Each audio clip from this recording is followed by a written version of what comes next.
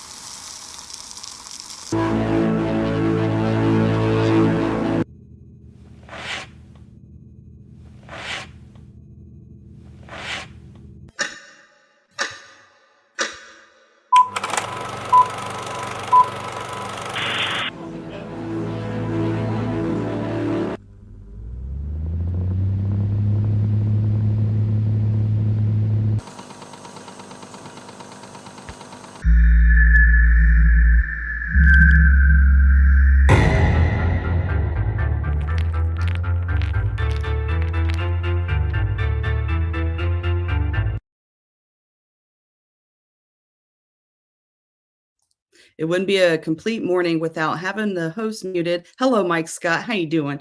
Thank you for coming to the show. You're muted too. I was sorting out videos that I planned on watching, so I was, I thought your 40-hour thing would go for like 5 minutes. Not yet. Good So morning. that How are you today, Fina? I'm good, Mike. How are you doing? Blessed and highly favored. I really can't complain. Not enough money, not enough time, but life is beautiful and it's all glory due to God. So I'm good. Amen to that. Glory to God. Folks, I do want to remind you that we are taking donations. I am, at least. Fina Benoin is. Fina Benoin for U.S. Senate is taking donations, and so is Chase Oliver. And there are many candidates in your area that's going to be on your ballot that are probably taking donations too. They're Libertarian. So I hope you saved your trip to D.C. and saved some of that money to send some candidates. And here is at the bottom, that's my donate page. If you could go there, we are trying to raise money right now for the last ditch effort. Last initiative of the campaign is to get a billboard. Now that's been one of those things on my campaign wish list since 2022, because in Hawaii, we could only have small signs and banners. There's no billboards at all in Hawaii. So coming out here to Florida, I was like, where's the Libertarian billboards? Like, let's go. And billboards are not cheap, my friend. And everything that we have raised in this campaign so far, and it's been from day one, that apart from the traveling expenses of this campaign, will go to billboards. And right now we've got $1,500 left in the bank to spend. And I would like to spend it on a billboard in a targeted area. And that costs money, folks. I want to get it on I-95 or I-75 for people who are going north and south. Because it's not just about my campaign. It's about the down ballot campaigns. And you know what? It's about the Chase Oliver campaign. It's about America. So if you've got a few dollars to throw in, great. If not, like and share and comment. That's free every day. So can I show this thing real quick? I just got one overlay I wanted to show because I didn't even open mine yet. I got my ballot right here. It is unopened. and somebody sent me that. I'm There kind we of go. geeked. I'm kind of geeked. And I understand this is a money-powered popularity contest, which I think is the worst way to grant power, but she is correct. Chase Oliver, Fina Benoit, the other nominees, Mike Whiteout in Arkansas, Ryan Woodcraft, Nate Slusher, Mike Raw. I mean, all the people who've been here, Kara Schultz, all of us need money thrown in because that's how it works right now. And I'm not doing the donations thing just because I'm pissed off about it, about the entire process, but the money does need to flow. We are. Yeah, the money does need to flow and it needs to come in or else our voice is subdued. But all I really want is for y'all to fill out box number 3 because Mike Scott will bring us victory. All you got to do, if you're tired of the duopoly, is to vote against them. You can't keep voting in liars and thieves and then acting shocked when they steal from you and lie to you. So speaking of money, one of the best campaign fundraisers I've ever done. And I mean, if you think about it, in the matter of hours, we raised a little over $2,000, which isn't bad for libertarians. That's some pretty good weight money, No, right? That's excellent. We did that in 40 hours. We did that in 40 hours for freedom. We did a telethon. And Mike, I brought you on because I want you to see the intro we did for the telethon. It's got a lot of names. A lot of people helped me out. And instead of trying to say them all in 5 to 10 minutes that would take me to list them, I would rather play the intro to campaign update, or not campaign update, but the 40 hours of freedom. So the song that's played is by 100 Year Dash, and that's a libertarian brand from libertarians who make art. So you're slowing down, Fina. You keep freezing. I don't know if you noticed that. How's your internet connection down there? Is it because of the hurricane that passed and a little troubles? I'm not sure. Am I still freezing? Well, you just pause for a second and then you go. And I still hear your voice, but the video stops for a second. I've had 2 cups of coffee already. I might be moving too fast for the internet. I'm waiting on mine to finish brewing. That's why I'm subdued. Okay, so we're gonna play this, and we're gonna be on the side, and we can talk during it, I think. So this will be our test run to see how it goes. Okay. Mm-hmm.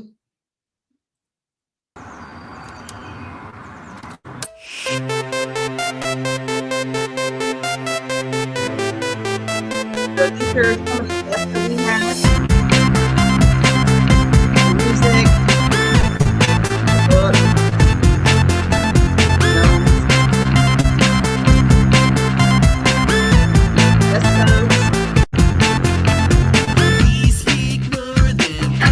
Well, sir, if the pilot's good, see, I mean, if he's really sharp, he can barrel that baby in solo. I mean, you ought to see it sometime. It's a sight. A big plane like a 52.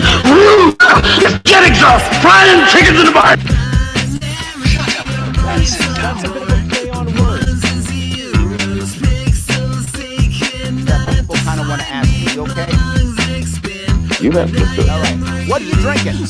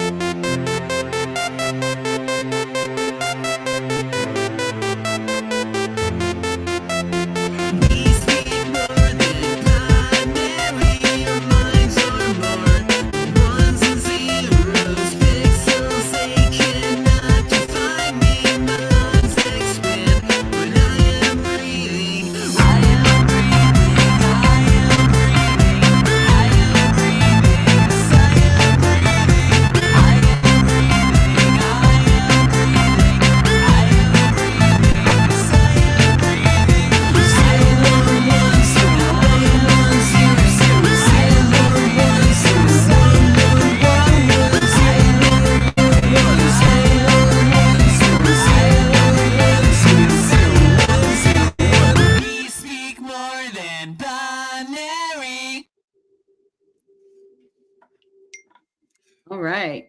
I never heard that song before, It's a great song.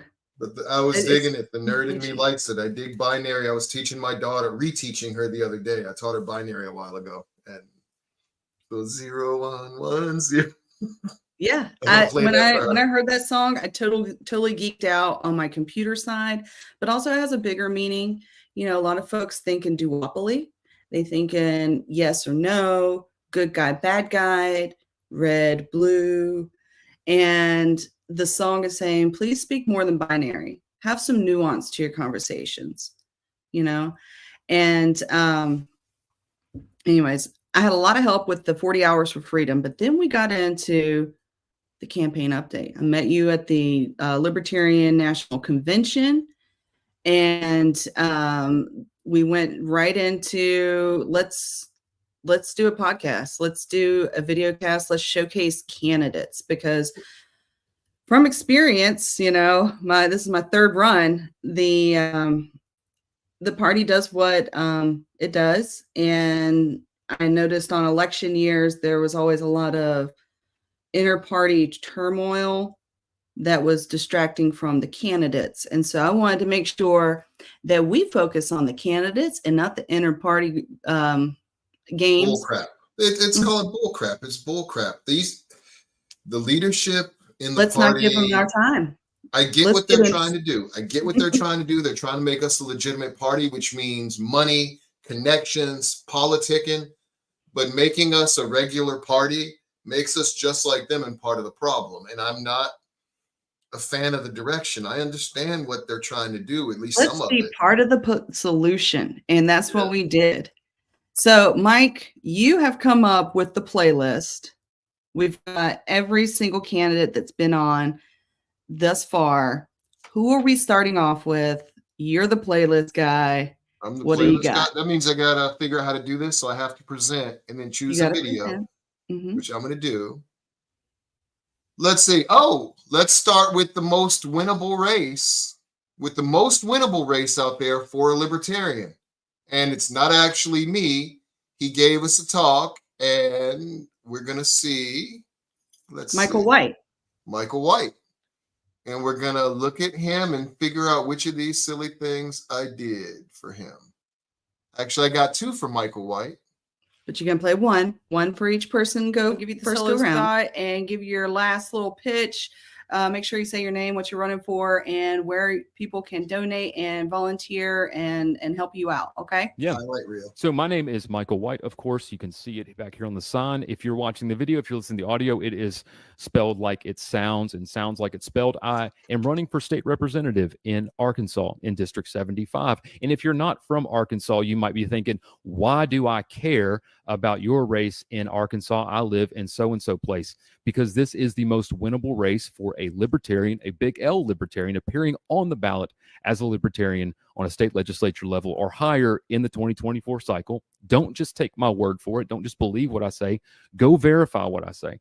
About 14,000, 15,000 people will vote in this election between myself and my sole Democrat opponent. And this election's likely going to be decided by a couple hundred votes. That's how tight this entire thing is going to be. So we do need your help. We've had some great support so far.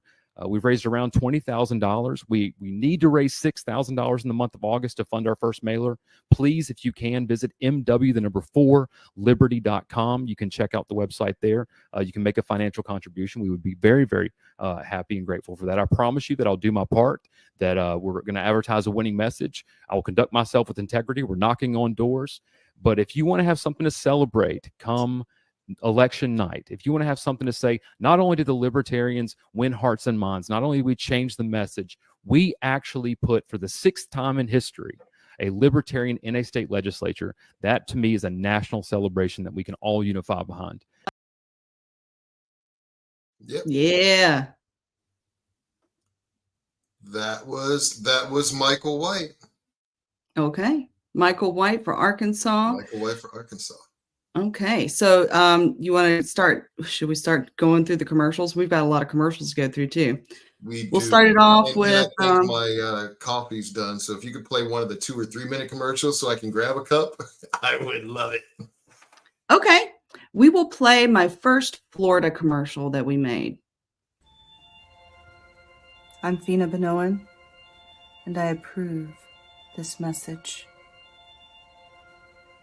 Imagine if we had the same enthusiasm for building rockets to go to outer space as we do for rockets with warheads to go to foreign countries. From the moment we knew of our sun's expiration date, our star, we had a moral obligation to our future generations. T-minus 5, 4, 3, 2, 1. Booster ignition and liftoff of SpaceX Dragon, hoisting harmony to the heavens and opening new gateways for international science.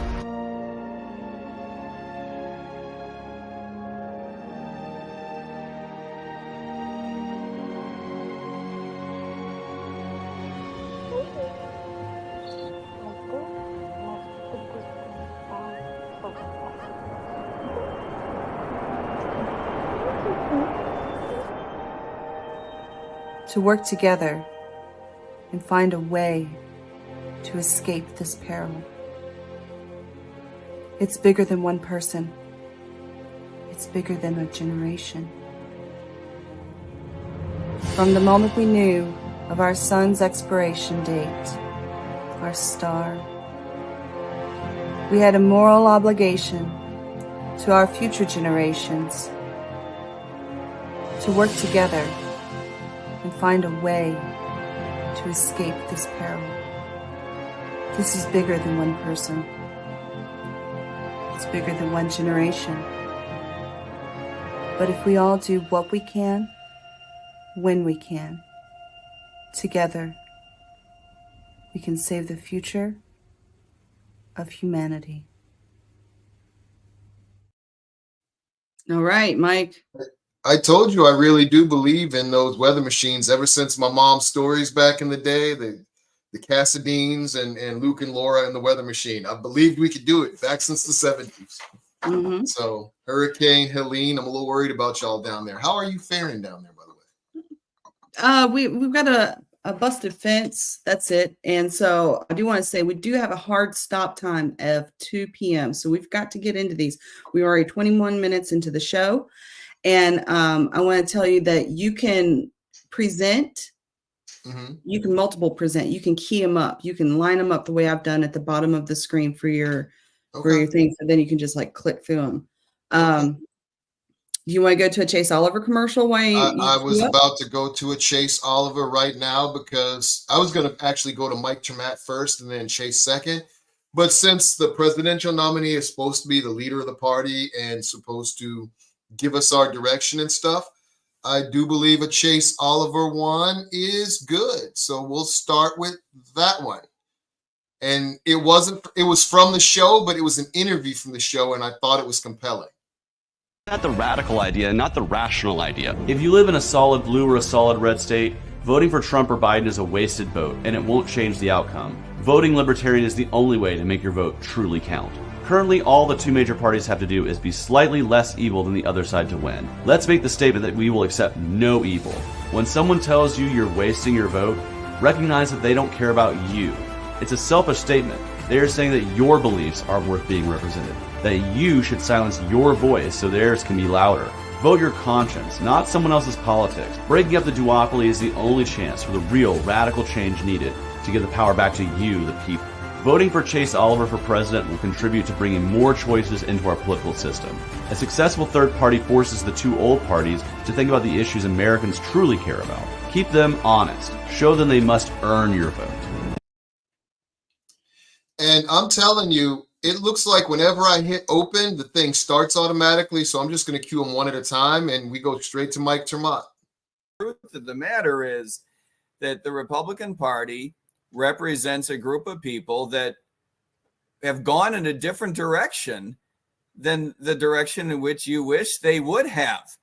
You know, when I was a Republican several 100,000 years ago, I joined that party out of a sense that it's a group that would stand up for fiscal conservatism and free markets and free trade, right?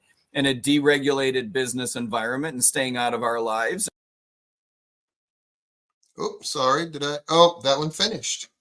That was it. We're That going was to it. go with Andrew Horning now because I really like some of the things he says, and Okay. he's a good guy.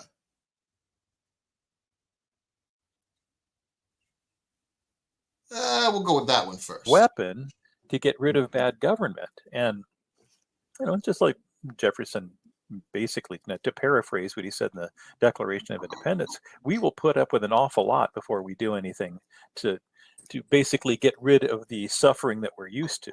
Mhm. And we're used to a lot of suffering because we're pretty comfortable in every other respect. We've got cell phones and cars, and gas prices go up and down, and sometimes we complain, sometimes we're happy when we shouldn't be, and all of that stuff conspires to make us vote badly. And here on the edge of World War III and socioeconomic collapse, you would think people would be more angsty and ready for change, but that doesn't seem to be the case. It seems like we're going to do what we habitually do and reelect all the warmongers. And I'd like everybody to really understand that. That's what we do. And the Chase Oliver one was about choice, and this one was about choice. And we keep making the wrong choices. Let's do 3 of those clips, and then we'll cut to commercial. So we did 3. Now we cut to commercial. Okay, because I want to make sure we get through all the commercials. Was that 3 or one more? No, that was 3. Okay, let's go to commercial. Mike Scott with your daily reminder: the government is not your friend. Section 9 of the Constitution. The migration or importation of such persons as any of the states now existing shall think proper to admit shall not be prohibited by the Congress prior to the year 1808. Basically, they codified in our founding document that Congress couldn't stop them from bringing in slaves and couldn't charge them more than $10 per head. Vote Libertarian. To an oppressed people, small government's the closest we get to freedom. What you do with your body should be none of the government's business. Your body is your body. Your property is your property. Your life is your life. Vote Libertarian. My friend Chase Oliver is standing for president, and I'm out here running for vice president on the Libertarian Party ticket because we believe that your decisions should be your own. Go for a run if you want. Or not.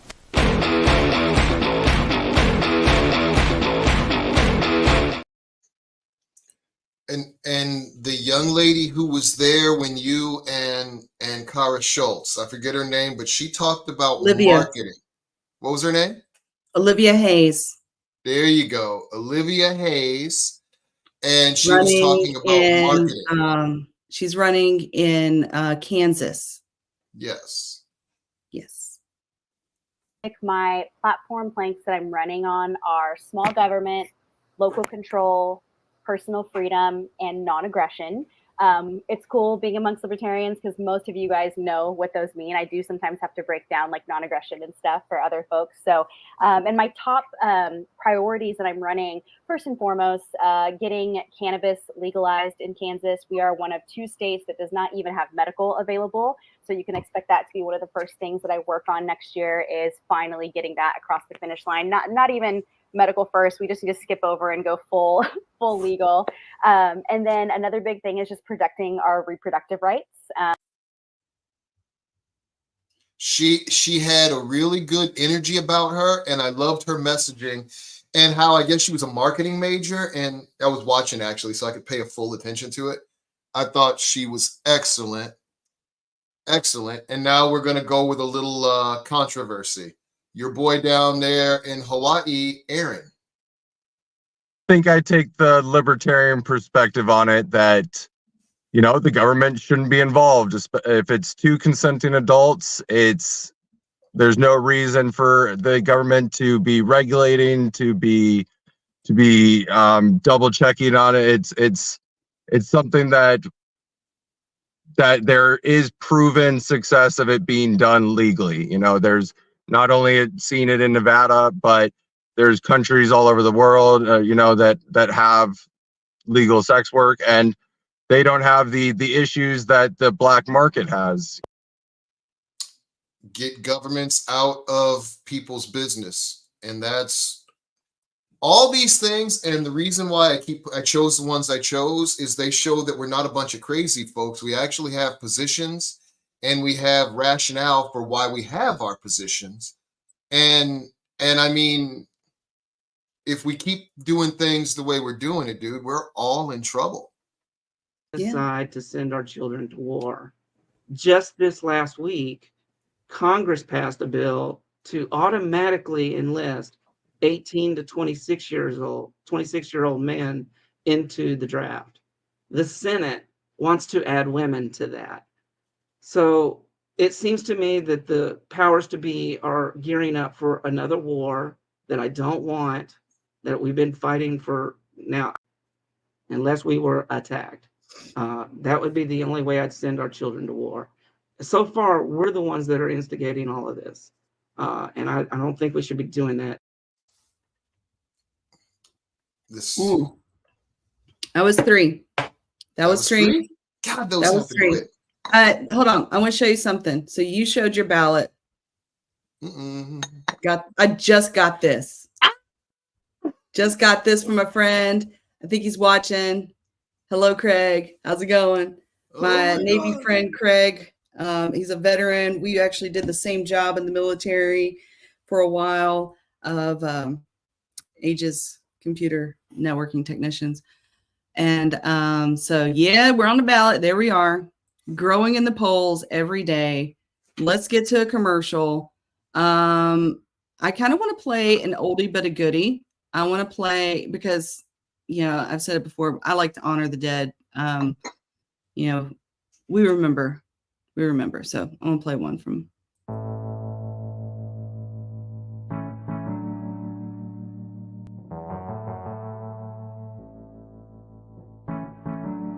These incumbents should not be reelected. So if you're going to the election and you don't know one of the candidates and the other one is the incumbent, just vote for the person you don't know. You can't do any worse than the people we have in office right now. I'm a libertarian. I'm willing to support and vote for people who are not libertarians across the board. Even liberal Democrats, I'm willing to support them against somebody who's in office. I'm willing to support Republicans against somebody who's in office. I'm willing to support Aloha Aina people against somebody who's in office. And those of you who vote in the 20th Senate District need to step up and vote for Fina Banoan, who's not part of this repressive system. So when you vote for Fina, you're voting, in a sense, for voting for yourself, because you're going to have somebody who's much more interested in you and protecting you than they are in cuddling up to the power that exists in our state. Thank you very much. Vote for Fina Banoan. Vote for something different.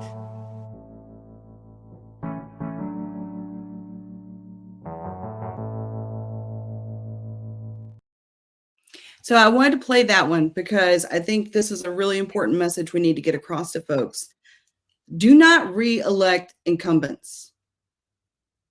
If they were in office in 2020, it's time for turnover. It is time for turnover. Anti-incumbent campaign. Any incumbent you can get rid of, get rid of. That's a great way to get term limits moving. Yep. Something we all like. I mean, that's the first bill I'm going to present when I win is term limits, because term limits and campaign finance reform is needed, because then at least AIPAC and special interests and foreign interests have to buy new politicians. They can't keep the same old ones. Yes, sir. Now, I did get a message earlier in the comments section that the music is louder than y'all. So if we're talking while we've got a clip up, the clip itself will be louder than us. Just operational. What's your next clip? That's 100% cool. I hope I'm keeping track of these things. Let me go. We're going to go with Kara Schultz and how to make libertarian messaging marketable. Already momentum behind that concept. Like, that is already a favorable concept that has a lot of momentum behind it. And so libertarians, instead of pushing for local control and a concept that you just, give another nudge with the millions of other people that are currently giving a nudge to it, right? They come up with some dumbass shit and call it nullification and make it weird. They just make it weird. So thank you, Olivia, for not making it weird. Yeah, definitely. Yeah. No, you're so right about we have to remember on the campaign trail that people don't know the things that we know as libertarians. I literally have non-aggression as one of my platform planks, and people ask me about that all the time. And of course, libertarians, I mean, we swear on it. A lot of us click that box just to be members. And so, we really have to think. In marketing, I have a really mean rule that I used to use in marketing when it came to messaging. And I would tell people, let's say you have a post or you have a call to action or something. I would tell them, okay, now think of your friend that's not the brightest. Think of your dumbest friend. Would they understand what you're asking for in that post? And it's mean, but it's true. Like, you have to think of the person that does not follow politics at all.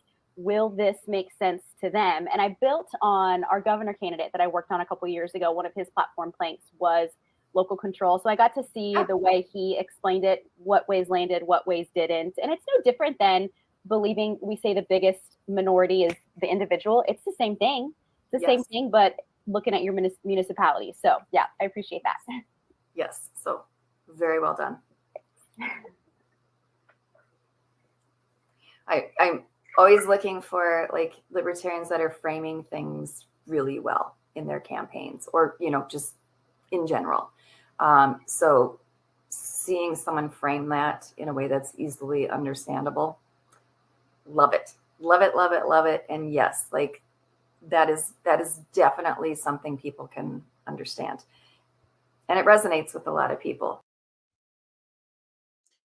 And I really like that. And then I heard something that I dug. It was one of the messages that I thought was fairly well done, because I'd never heard the term before.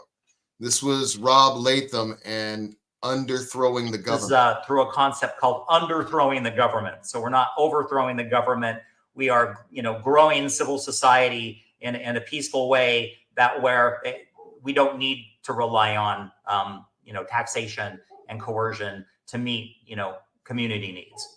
So that's one thing I'm kind of promoting, again, as a way to cure government overreach. I loved that term. Underthrowing the government, because that's what everybody keeps talking about, revolution. And I keep telling folks, dude, none of us are giving out, none of us are growing food, none of us are collecting bullets, none of us are training with a rifle. I do not want a revolution. I wouldn't say none of us, but I would say not enough of us. Not enough. I'm not doing it enough to be comfortable with the idea, and I'm trying to raise kids, so I'm not trying to start a ruckus. I'm trying to figure out how to do it right, and that includes, I get one more of these, right? We're going to go with transparency. Transparency, not transparency. Transparency. Where's that thing? Bruno Pereira. There we go. Bam. Congress, we need to make sure that we cannot allow them the opportunity to do what's wrong. We need to make sure that they are held accountable for their actions. Well, what's funny is they get subpoenaed all the time from their congressional office of congressional ethics or whatever it's called. But that office refuses not to make public the results, so they ignore the subpoenas. They literally don't have to talk to those guys because what's the benefit? What are you going to do? Correct. Yeah, that's why transparency is very important. Like I said, just like corporations have to put everything out there, right? How much we made, how much we spend, where we spend our money at. So Congress should be the same, run as a large corporation and then let the free market decide if you're doing a good job or if you're doing a bad job. Yeah, transparency. And I believe that was 3. You're muted. Hold up one more time. I like the wink, but. So it's my turn. There you go. I'm Fina Benoit, and I approve this message. Here for allowing me a moment to speak. I am running for U.S. Senate to represent you, the people of Florida, in the U.S. Congress. And I honestly cannot think of anything better to send the U.S. Senate right now than a libertarian native-born, Florida veteran, patriotic woman to serve in the U.S. Senate, someone that's going to put the people's priorities ahead of any political party's needs. A little bit about me. I was born here in Florida, in Sarasota. I've got a lot of family that was born and raised here in Florida. And I spent 10 years in the Navy. In those years, I was a computer programmer for the weapons system. I was also a community relations coordinator. I've been around the world. And you know what I see? I see the same problems everywhere. I see that there's good people that they want to help, and they want to do good. They want to help. But the way that they're going about it, you're missing the most precious part of our country, of our future, and that's our children. So I've been working my entire life to run for office, to serve the people. I grew up very poor. My mother was a waitress. She made $2.13 an hour. And she was denied food stamps with 3 kids, single mother, denied food stamps because she smoked marijuana. That's a problem. That's punishing our children. I also watch the injustices of the criminal justice system as they punish the poor and force them into and coerce them into plea bargaining system. And folks, I'm a libertarian, so I'm not a Republican or a Democrat. And I understand the purpose of our Constitution, of our Congress, of our government is the criminal justice system. And I hear so many of you folks over here that are very passionate about your community and the criminal justice system. I do have experience in that in addition to watching it firsthand from my family. I was also a prison guard in the military, where I watched people plead their lives away to avoid a more heinous punishment, and that's wrong. And we also see all the time in the news where someone gets off on a plea bargain that should be in jail. They should be in jail, and they're not. They get probation. You got someone that has done physical violence to someone, you're going to see them at the grocery store next week. That is wrong, my friend. That is wrong. Innocent people and victims deserve retribution, and criminals deserve punishment. Now, what does it mean to have a libertarian in office? Well, I'll tell you what it means. It means prosperity. Because we believe in free and open markets. We believe in maximum freedom and limited government. We believe in the least amount of taxation possible. In fact, we're the only party that still says taxation is theft. I want to share with you one final thought. It's a mantra from my campaign that I've been using. Imagine. Imagine if we had the same enthusiasm for building rockets to go to outer space as we do for rockets with warheads on them to send to foreign countries. From the moment we first learned of our sun's demise, our star, we had a moral obligation to our future generations to work together to find a way to escape this peril. And it's bigger than one person. It's bigger than one generation. It's going to take a long time. But if we all do what we can, when we can, together, we can save the future of humanity. Once again, my name is Fina Benoit, and I am running for U.S. Senate.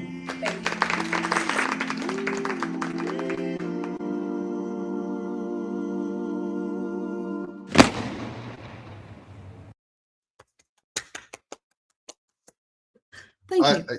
Thank you.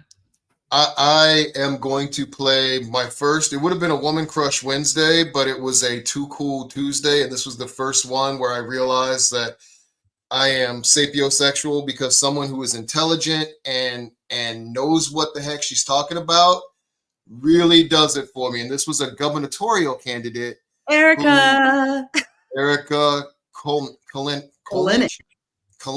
There you go. promised this huge economic boom. They promised prosperity. They promised that they would fix, all the social issues that our state had. They promised that they would take us from the bottom of these lists and move us to the top, and the top of the bad lists then move us to the bottom. And nothing has changed. There are a few areas that I will give them a little bit of credit. They've moved the needle a little bit. Educational choice is one of those things. They did come into West Virginia and they did pass charter schools.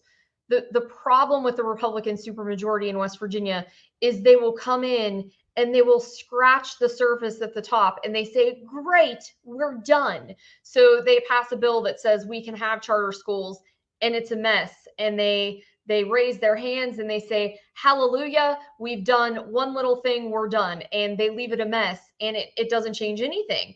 The state of the education system is still a mess. It's still virtually impossible to get a charter school started in West Virginia. There's still a host of problems with educational choice. So no, sir, they haven't really moved the needle much. It just kind of ticked and then it fell backwards.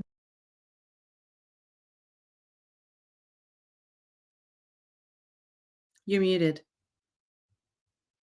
You're muted. I knew I was muted completely. I was on my bingo card, and that's the one I was missing. Yes, the bingo card. That's good. No, I just said that's the problem. They get us fighting. They always say we get wins, but we don't get wins. We get little ticks.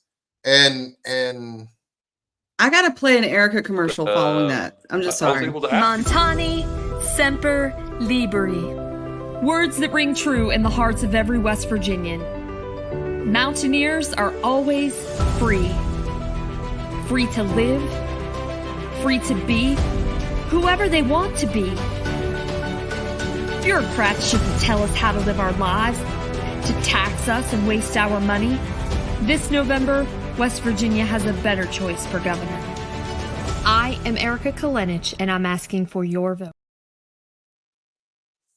I did like her commercials. Let me go ahead and play the Joe Hanush.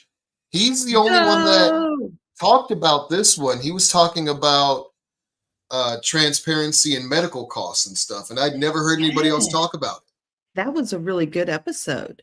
Yeah. But I was able to ask people, like, what's your number one issue? So I literally asked people, like, what their number one issue is. And healthcare came up a lot. So I was like, okay, what's a libertarian thing I could do with healthcare? And Trump actually stole this idea from me. I'm taking credit for it. Trump stole it from me. And that is price transparency. You know, you walk into Walmart, Target, any store, Starbucks, you see the prices for everything. And we don't see it. When you go walk into a hospital, you don't see surgery for a broken leg. You don't see a price for that. So they charge you whatever. They charge you a different price if you don't have insurance versus if you do. So to me, that seemed like a very kind of common sense. Like everyone will be on board with that. Kind of like Democrats and Republicans, it's kind of like, goes across the political spectrum, because with limiting taxation, it would be more, Republicans would like that. With limiting government involvement in cannabis, more Democrats would be in line with that. So I figured healthcare would be more of a popular thing with the people, according to the ones that I talked to. Yeah. He was the only one that brought it up. Yeah. Price transparency and that's what I like about this. Libertarians really just want, we just want to do the right thing. And we have reasons for everything we do. You get the occasional crazies, nothing against Star Child, but we get the occasional Star Child. I thought he was hilarious. I think it's time for a Chase Oliver. He brings people into the party. I think it's time for a Chase Oliver commercial.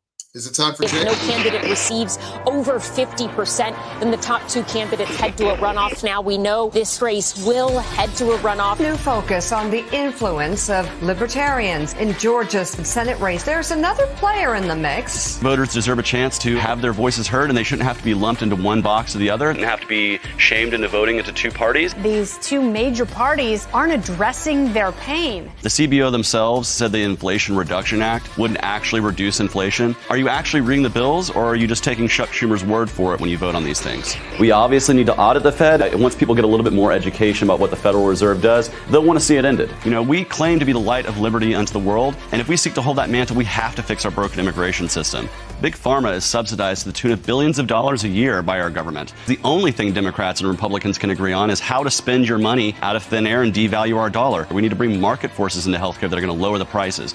I believe that we need true justice reform at every level, from the police to the courts to the prosecutors. And we need to do away with mandatory minimums. We need to do away with qualified immunity so that law enforcement can be held accountable in a court of law just like any of us. And that's something that I fought for. I've gotten tear gas in the streets while I protest for justice reform. Don't take politicians' advice for your health care. Take your doctor's advice. Why is that the radical idea and not the rational idea? I want to take power out of the hands of government and return it to each and every one of you, because that's where it resides. If not voted was actually on the ballot, they would win nearly every election in this country. Most of the people who vote represent themselves as independent, so it's important that we have voices that are independent of the two parties on stage. I want you to be able to start a small business. I want you to have control over your own body. And I want you to be able to live your life as your authentic self in peace. I'm Chase Oliver, a candidate for president, and I approve this.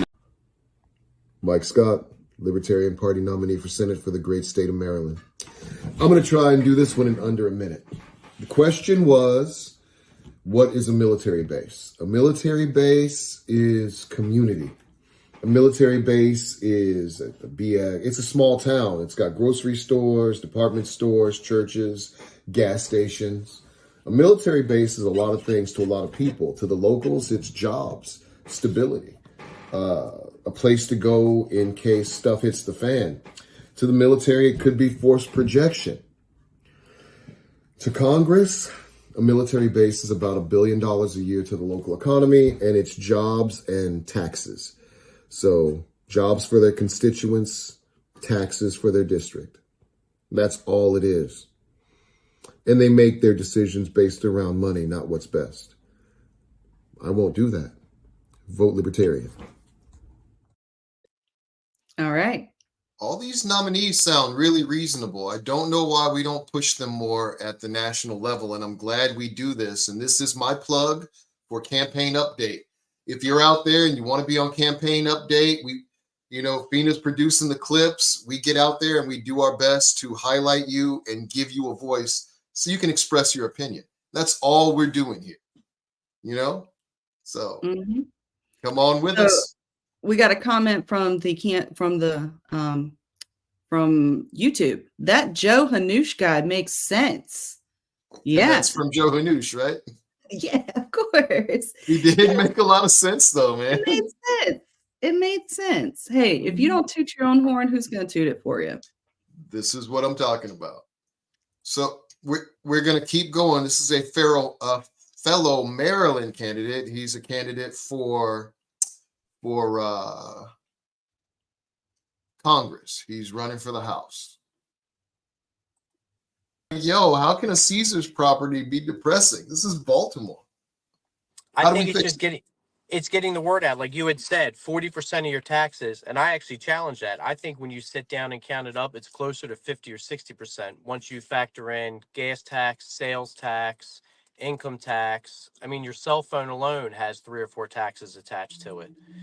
And I think when people actually, if you look on paper, I think it's closer to 50, maybe even sometimes 60% once you're done with your entertainment tax, your sin tax. I mean, there's just so much stuff that goes on. I think just getting people money in their own hands by just eliminating that stuff. I advocate for eliminating all taxes except a simple property tax that would go to fund the most basic, absolute basic of necessities like a military, a police force, and just, I mean, your taxes would go from 60, let's say the highest person pays 60%, probably 5 to 10% at the most. Oh my gosh, that sounds horrible. Less taxes, right? We got another comment. Another comment from Ryan Woodcraft for County Commissioner. And you know what's funny is I believe he's next up on deck for the commercial. Ryan Woodcraft for County Commissioner out in El Paso, Texas. And that episode we had him on was on the issue of immigration, which we also had Chase Oliver on that episode. And I put in the private chat if that was the only clip you got from Chase Oliver, because if it is, I'll pull another one. Yeah, that was the only one I had from Chase, but I have one on Another deck one, but from Ryan. Ryan on, yeah. Drive down anywhere in El Paso and you look at the border, we are probably the most secure border in Texas. The vast majority of folks that are waiting on the other side of the fence to come in are folks that want to be here legally. What we have is a policy problem. Do we have a problem with human smugglers and trafficking? Does that cause a security concern? Is it blown out of proportion in the national media? You betcha. There you go. My computer's spitting at me.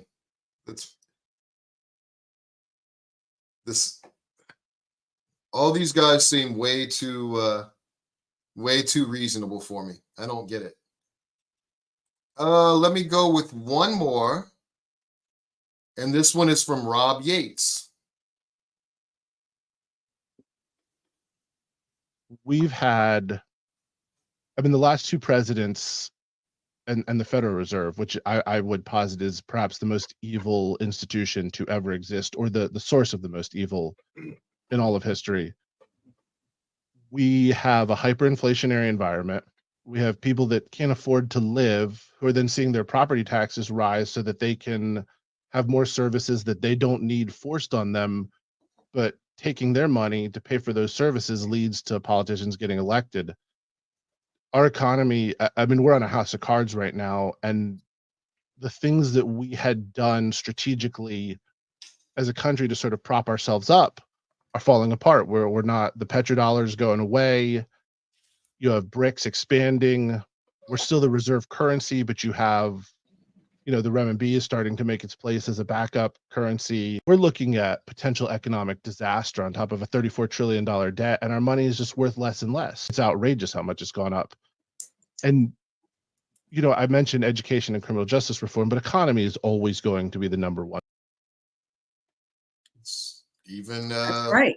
The economy is always said it. It's the economy, stupid. It's the economy. So I've got a clip from Chase Oliver that I'm going to put on that I just downloaded from when he was on the show talking about immigration, and we will still have a campaign update from the Chase Oliver team at 12 o'clock in 5 minutes. I'll probably play this clip and then play a commercial. First, with regards to immigration, it was mentioned earlier, you got to be down at the border to have an opinion on it. I've actually traveled to the border. I've been to both the border in Arizona and in El Paso, Texas. I've gotten to see the border checkpoints. I've gotten to speak to business owners in the area, residents in the area. I've gotten to see where immigrants are having to be housed because they don't have anywhere else to go. I've gotten to actually witness what's going on in a crisis on the southern border. But it's not caused by immigration. It is caused by government's inability to process people through this immigration process quickly. And that's why I want to create, if I'm elected president, a 21st century Ellis Island model at our southern border that simply says that if you're somebody who's peaceful, who wants to come here and seek the ability to work, again, that's not instant citizenship. That's not the ability to vote. This is the ability to come here and work and make the best of your economic output, which is your labor, which is capital. And you should have the ability to move that through a free market and get the best output that you can, which many times is working here in the United States. So if you're just coming here to peacefully work, come through a port of entry, declare who you are so we can do a basic background check, know who's coming in, who's going out, kind of a thing. And if you're not seeking to harm anybody, you should be able to come right through in a very easy process that allows you to come here to work. Expanding our visa processes, just making it so easy for people to come here and work. What that does is it does allow us, to remove this bottleneck, this that we're having, the asylum process, where so many people are coming here to claim asylum, when the truth is they want to come here to work, but they're claiming asylum because it's the easiest way to stay here and maintain some sort of legal status in that process. But asylum really should be for people who are escaping political tyranny or violence and need to get through immediately, claiming asylum where they're at and then being able to come to the United States. And that process just isn't working the way it should. Because we're not able to easily process those immigrants who want to come here and work. The other advantage of the 21st century Ellis Island is it does allow our law enforcement to keep its eye on the ball with those who are seeking to do harm. People who want to bring people through human trafficking, whether it's for labor or sexual exploitation, or, while I'm in the drug war guy, and I believe all drugs should be decriminalized, I also oppose now is we're seeing people bringing fentanyl that looks like Xanax over the border, selling it in our streets, and causing people to OD because they don't know what they're taking. A record number of Americans favor a new political party. 57% of Americans still believe a third major political party is necessary. Voting third party is a wasted vote? Bullshit.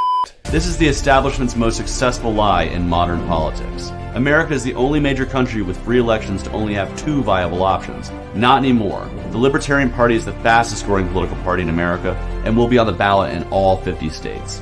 And when we talk about winning, we don't just mean winning the White House. There's all kinds of wins you can have in your state if you vote Libertarian today. We can win ballot access that makes it easier for future candidates to run for office. We can win major party status that gives us more attention from the major media. I think it's a great day to be a Libertarian. And we could have Libertarians getting elected all over the country in local races. Whenever Libertarian candidates are able to break through the mainstream media blackout, our support grows. In my televised debate with Senator Raphael Warnock, I was able to reach out to millions of voters. Many of them realized that they were Libertarian all along and just didn't know it. Why is that the radical idea, not the rational idea? If you live in a solid blue or a solid red state, voting for Trump or Biden is a wasted vote, and it won't change the outcome. Voting Libertarian is the only way to make your vote truly count. Currently, all the 2 major parties have to do is be slightly less evil than the other side to win. Let's make the statement that we will accept no evil. When someone tells you you're wasting your vote, recognize that they don't care about you.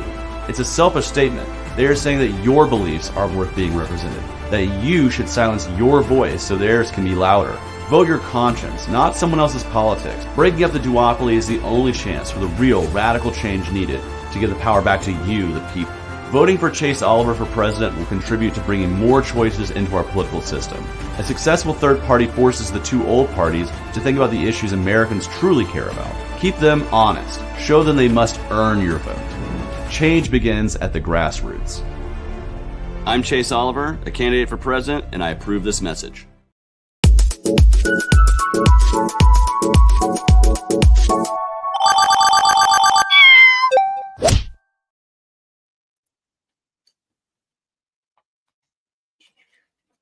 Hello, Amber.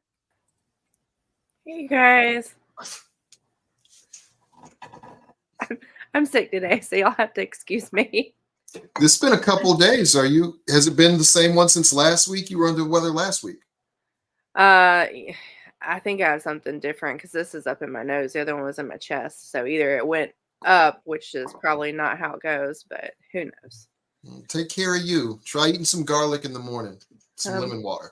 I think I just breathed in too much outside. All right. So, Amber, what's going on with the Chase Oliver campaign? Where has he been? Where is he going? So, Chase just got back he did Pennsylvania, and then he did a stop in Springfield, Ohio. Got some Haitian food. I'm not so sure if you guys saw that on Twitter. And then he did a quick stop in Kentucky to do a podcast that Jeremy had set up. So thank you, Jeremy. And then tomorrow he's going to go to Greenville, and then he is going to go to Columbia the next day to do a radio show with Casey and Casey. And then on Friday we have a meet and greet in Savannah. And then Saturday we're going to the River City Pride Festival in Jacksonville. That's where I am. Yeah. And I'll be there too. Awesome. Then that should wrap up through the next weekend. There's also a barbecue on Sunday that's going to be held, I believe, in DL Cummings neighborhood amenity center. We're going to have a barbecue there. Our booth number for the Pride event is booth 40, table 40. So if you're in Jacksonville and you want to come out and meet Chase Oliver or meet me, please come out, say hello. And yeah. And Joe Hanush said, here we go. Joe, I will likely be at the Jax event as well. Yeah. Awesome. Yeah. Oh, I forgot to mention, I'll be in Daytona on Thursday with Joe Hanush at a political hobnob. I forgot to mention that earlier. I'm sorry. I know this is the Chase Corner. So You got some pictures. You got some stuff from the campaign. Share with us. Did. So let me make sure I'm telling you guys that Mike's in the right place. That rally last week was in New York, but I don't think that he ended up going. But let me start with, so this, it looks like, I think this was the fundraiser that we did in Pennsylvania. You guys will recognize a certain statue in a minute if I put it in here. Chase talking. Ooh, pulling the sneakers with the suit. That's a very millennial choice there. We gotta be comfy. Dress shoes are not comfy. Is he the pinball wizard? Yeah, I think where was a Elton John one. I think there's another one in here too. And then here's some pictures from the podcast we did in Kentucky. And then there's two more. Oh. There's the group. And where was this at again with the big boob statue in the back? That is in Pennsylvania. I'm not totally sure whose house that is, but I know Mike's done a fundraiser there because I recognize the statue. I can't not look at that statue. That's all I'm looking at. I don't see anyone else in the room. And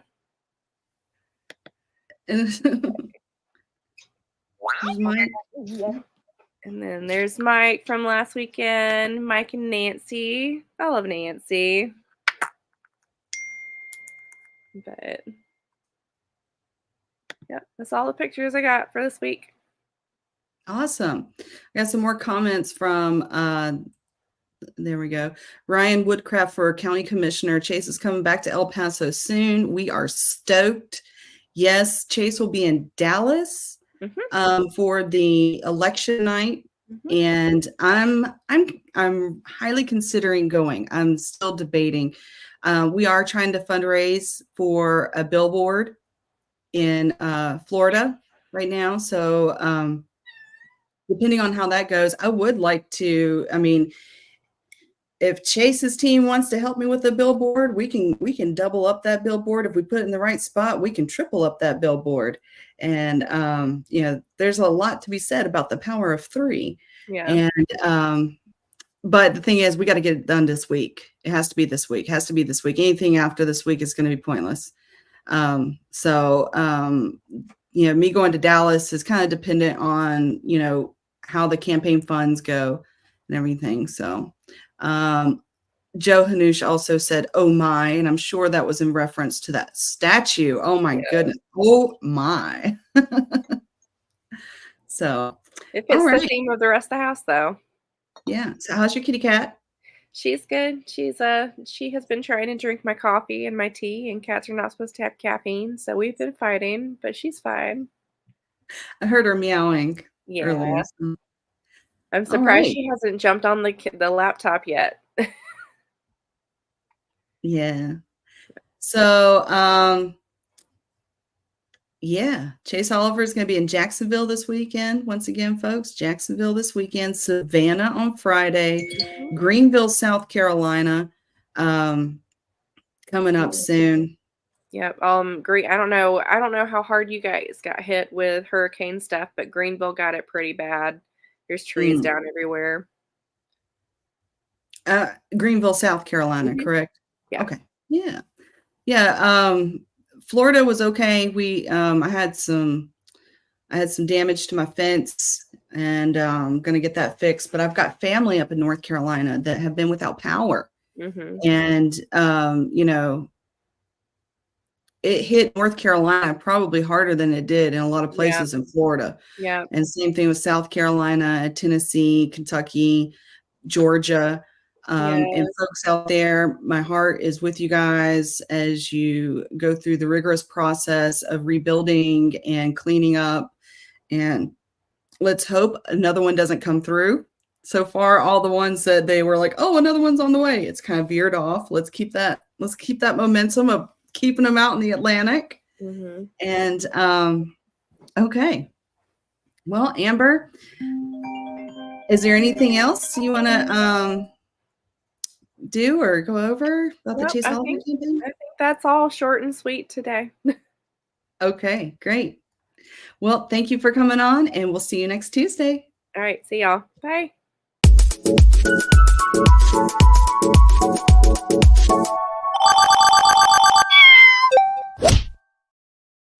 All right, we are in the second half of the show. How far into the clips are we? Oh my gosh. Not even half, I don't think. We got quite a few left. We might be halfway through. We have a lot to go through because I still have a lot of commercials to go through. So let me hit up some commercials while you queue up. Because you can queue. Every time I try to queue one up, it starts playing it. It won't play while I've got a commercial on. Okay. Okay. So I'm playing some commercials. Let's get to some of these Florida commercials. Attention, Florida. We believe in maximum freedom and limited government. There will be multiple libertarians on your ballot this November. So take a chance on something different. I'm Fina Benoan, and I approve this message. I'm an outsider. I'm not a politician. I'm a mechanic by trade. I'm a single father of 3 amazing sons. My oldest is disabled. He'll never be able to do the things that his younger brothers can do. I've struggled, like the many Americans and citizens in our nation, to find a school for him that fits his specific needs. I'm not a millionaire. I don't come from huge money. And the reality is, our education system doesn't provide schools for these specific needs. I've struggled to maintain a full-time job while standing at a bus stop that's late. I've struggled to get to work on time. I've struggled to survive in a system that doesn't represent the working class. I've had to budget finances. I've skipped meals. I've done what every loving parent has had to do and sacrifice to ensure that their children are properly taken care of. And I finally made a choice to run for Congress to make sure that this chaos stops. That every single parent and every family has an opportunity to thrive and succeed. To give us a fighting chance again. I'm Nathaniel Snyder. I'm not a politician. I'm a working class American. I'm a single father. And I'm done watching the political class destroy us. SnyderforFL.com. This is the most important election to vote third party. This is our chance, Florida, to give America someone you can trust in the United States Senate. Let's give the U.S. Senate a libertarian from Florida with love. I'm Fina Benoan, and I approve this message. Well, we are over. All right. So let's get into it. Now they were queuing up a little bit, and I tried to clip them as you're going. So yeah, I was trying to get to them too. Yeah, I saw them coming up. I was like, dude, they're. Well, we got William Henry on deck. William Henry for Indiana, and let's play him since he's on. Well, we are overstepping our bounds as militarily, especially as many places as we are around the world, and as many things as we have our hands into. We need to bring our troops home. We need to reduce our footprint. Sure, we can have, allies, and we can have, partners that we work with when we need to. A lot of the exercises and things that we conduct are to learn about those other militaries. get one up on them, kind of, to be able to know how they operate and to make them or force them or to operate more like we do. So it's kind of an extension of our military when we start pulling in these allies and start partnering and doing these things with them too. Yes, we can be partners. Yes, we can understand how they operate militarily. But what's the real reason that we're spreading this far across the globe, that we're extending this much time, and then we're gonna initiate the draft again? So what does that tell people right now? And I think that signals that a lot of things are coming to a head here soon. And the United States, we've been meddling in a lot of things, and we've been funding a lot of things, and our money doesn't need to be going to Ukraine. Our money doesn't need to be going to Israel. Our money needs to be going to America. And our money needs to be focused here on our self-defense, not going out and being offensive to all these other countries, and having our agencies and our agents like the FBI, CIA, and Secret Service meddling around the world too, and all these other, and these are our tax dollars getting spent to do this. And then when they come out in audits and they'd have trillions less than what they had suspected, and they're not getting the budgets cut. So what's happening here?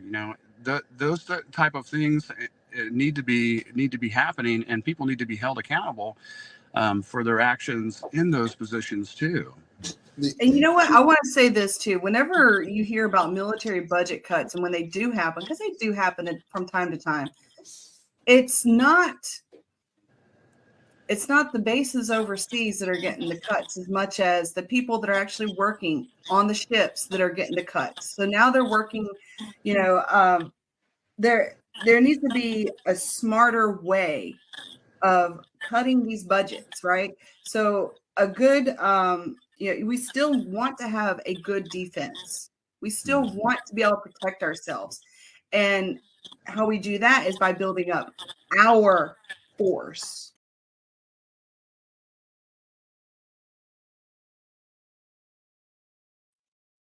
That was William Henry. Yes, that was William Henry. That was William Henry. All right. And you can really take your pick. All of these are good ones. I was thinking about either Lana or Miguel Quintero next, because he's the guy that was down in Florida who tackled a dude for robbing somebody. Mm-hmm. So I don't think that's this clip, but let's see what he has to say. She's either rich or bought. That's what folks don't understand about that much money to be thrown into an election. And they don't understand the media blackout that you face as a libertarian candidate. Right. It's daunting, but the race goes not to the swift. Thank you for running, man. I appreciate it. And the proof that she's bought, and most politicians are bought, or not most, all politicians are bought. It's just who's buying them, the middle class or the ultra rich, is what it comes down to. But Ken Griffin, do you guys know who Ken Griffin is? Yeah. He's the crypto king. I mean, he's the Bitcoin mega crypto owner. He moved his company from the Citadel from Chicago down here to Miami. He wants to develop a building that's valued at about $1 billion to develop. And he's a big DeSantis Republican donor, and he's a big Trump donor. Well, he just gave $500,000 to Levine Cava's campaign because he sees the writing on the wall. He knows a cheat when he sees it. He knows who's going to win. But to gain favor from a Democrat, he's donated $500,000 to her. All right, let's keep it going with another of Libertarian. Nathaniel, what would be your first bill that you propose? What are your priorities if you get in there? When you get in there, what are you going to do, man? And how can you do it? Well, the first thing that has to happen is driving down the cost of living. We have got to stop this excessive spending. Both parties are fueling inflation right now. They've turned inflation to another tax that they get to rip money out of our pockets from. So we need to start addressing driving down the cost of living. Governor Westmore just pardoned 175,000 people for cannabis. That's great. That's a good freaking start. Mm-hmm. But cannabis is like an Apple store now. You go to a weed store, it's like going to an Apple store. So all those people that were incarcerated, The tax money that they're stealing from us for cannabis should actually go to rehabilitate those folks, give them money back, because anal rape in jail is an old trope and a joke. And those people deserve compensation. They deserve, reparations for being sent to jail for ingesting something voluntarily that people make billions on now. This is an evil country in a lot of ways, and we can fix it. All we have to do is not keep voting Democrat or Republican.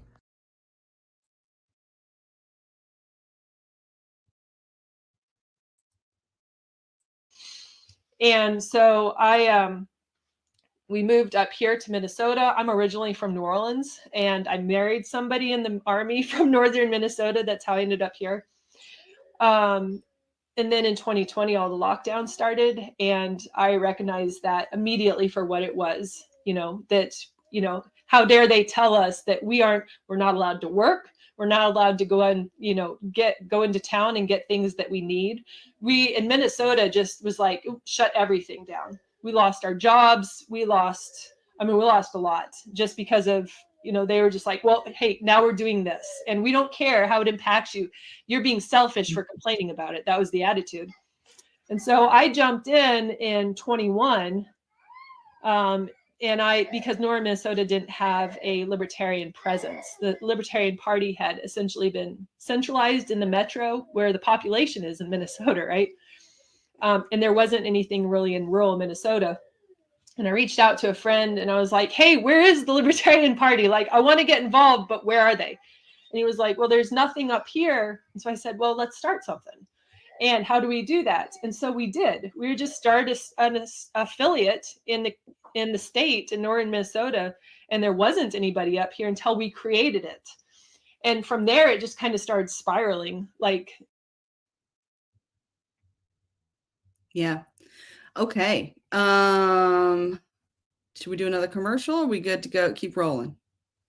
Oh, we're good to keep going. In fact, I wanted to hear Nate Slusher because he's down in one of my old haunts down in Florida, Central Florida. Yes, Nathan Slusher. He was on a debate stage last week. He's won a straw poll. He's making waves down in Titusville, Florida, and he did something that I wish I had the campaign funds to do, and it is such a smart move. He sent a mailer to all the military personnel that requested an absentee ballot, because his thinking behind this, and it is pure genius, it is absolutely pure genius, is they've requested a ballot, so they're guaranteed to vote. And you and I both being in the military, how many times have we get any kind of political ads coming to us? Almost never. No, Almost yeah. never. Yeah. And if we had, we probably would have voted for them because they reached out to us. Yeah. Well, and it's a small group of people. I mean, you got to think about it. Like Titusville, Florida, on any given installation, there may be 3 people, and that's being very generous. 3 people on any installation that's from Titusville, Florida. So it's getting distributed out worldwide, and you know how mail is in the military. It goes through a lot of hands. It goes through U.S. Postal Service, of course, but then it goes through the military people's hands that are just like making sure it gets to the right person. And the mailer is a postcard, so everyone that touches it and sees it can see the message, can see that yes, we are reaching out to our heroes that aren't wearing capes, but instead are wearing camo. And yeah, let's go to Nathan Slusher. Listen, guys, I want you guys, all of you listening, if you're a candidate for office, I want you to double down, right? One of the top businessmen in our country is Grant Cardone, and he talks about his 10X. I think that's an important principle. Whatever you're thinking about doing for your campaign, whether it's buying signs, whether it's door knocking, you look at your campaign plan and 10X it. I looked at having 100 signs up, and I'm like, how do we get 1,000 signs up, right? You have to put that multiplier in there. You have to put in the work, and enjoy this process. This process is difficult, and if you're out there trying to win, it's fun. It's fun to go to these events and let everybody else know that I'm the guy to beat. And they know it, and I show it, and I have the data and the backing to do it. But that comes with work. I did those signs and I was out for 8, 9, 10 hours putting up signs, digging holes. That's not fun. It's not fun, but we put them in the ground, got our hands dirty, and did the work. You sweat your butt off, and it's worth every dime, because every sign you put in, every drop of sweat is another vote. Every sign you put in, another vote. That's right. Yeah, I liked his energy, and he's right. All it takes to win is to get out there and take the room. Let's do another Florida candidate. We're on a Florida roll. Let's keep on going.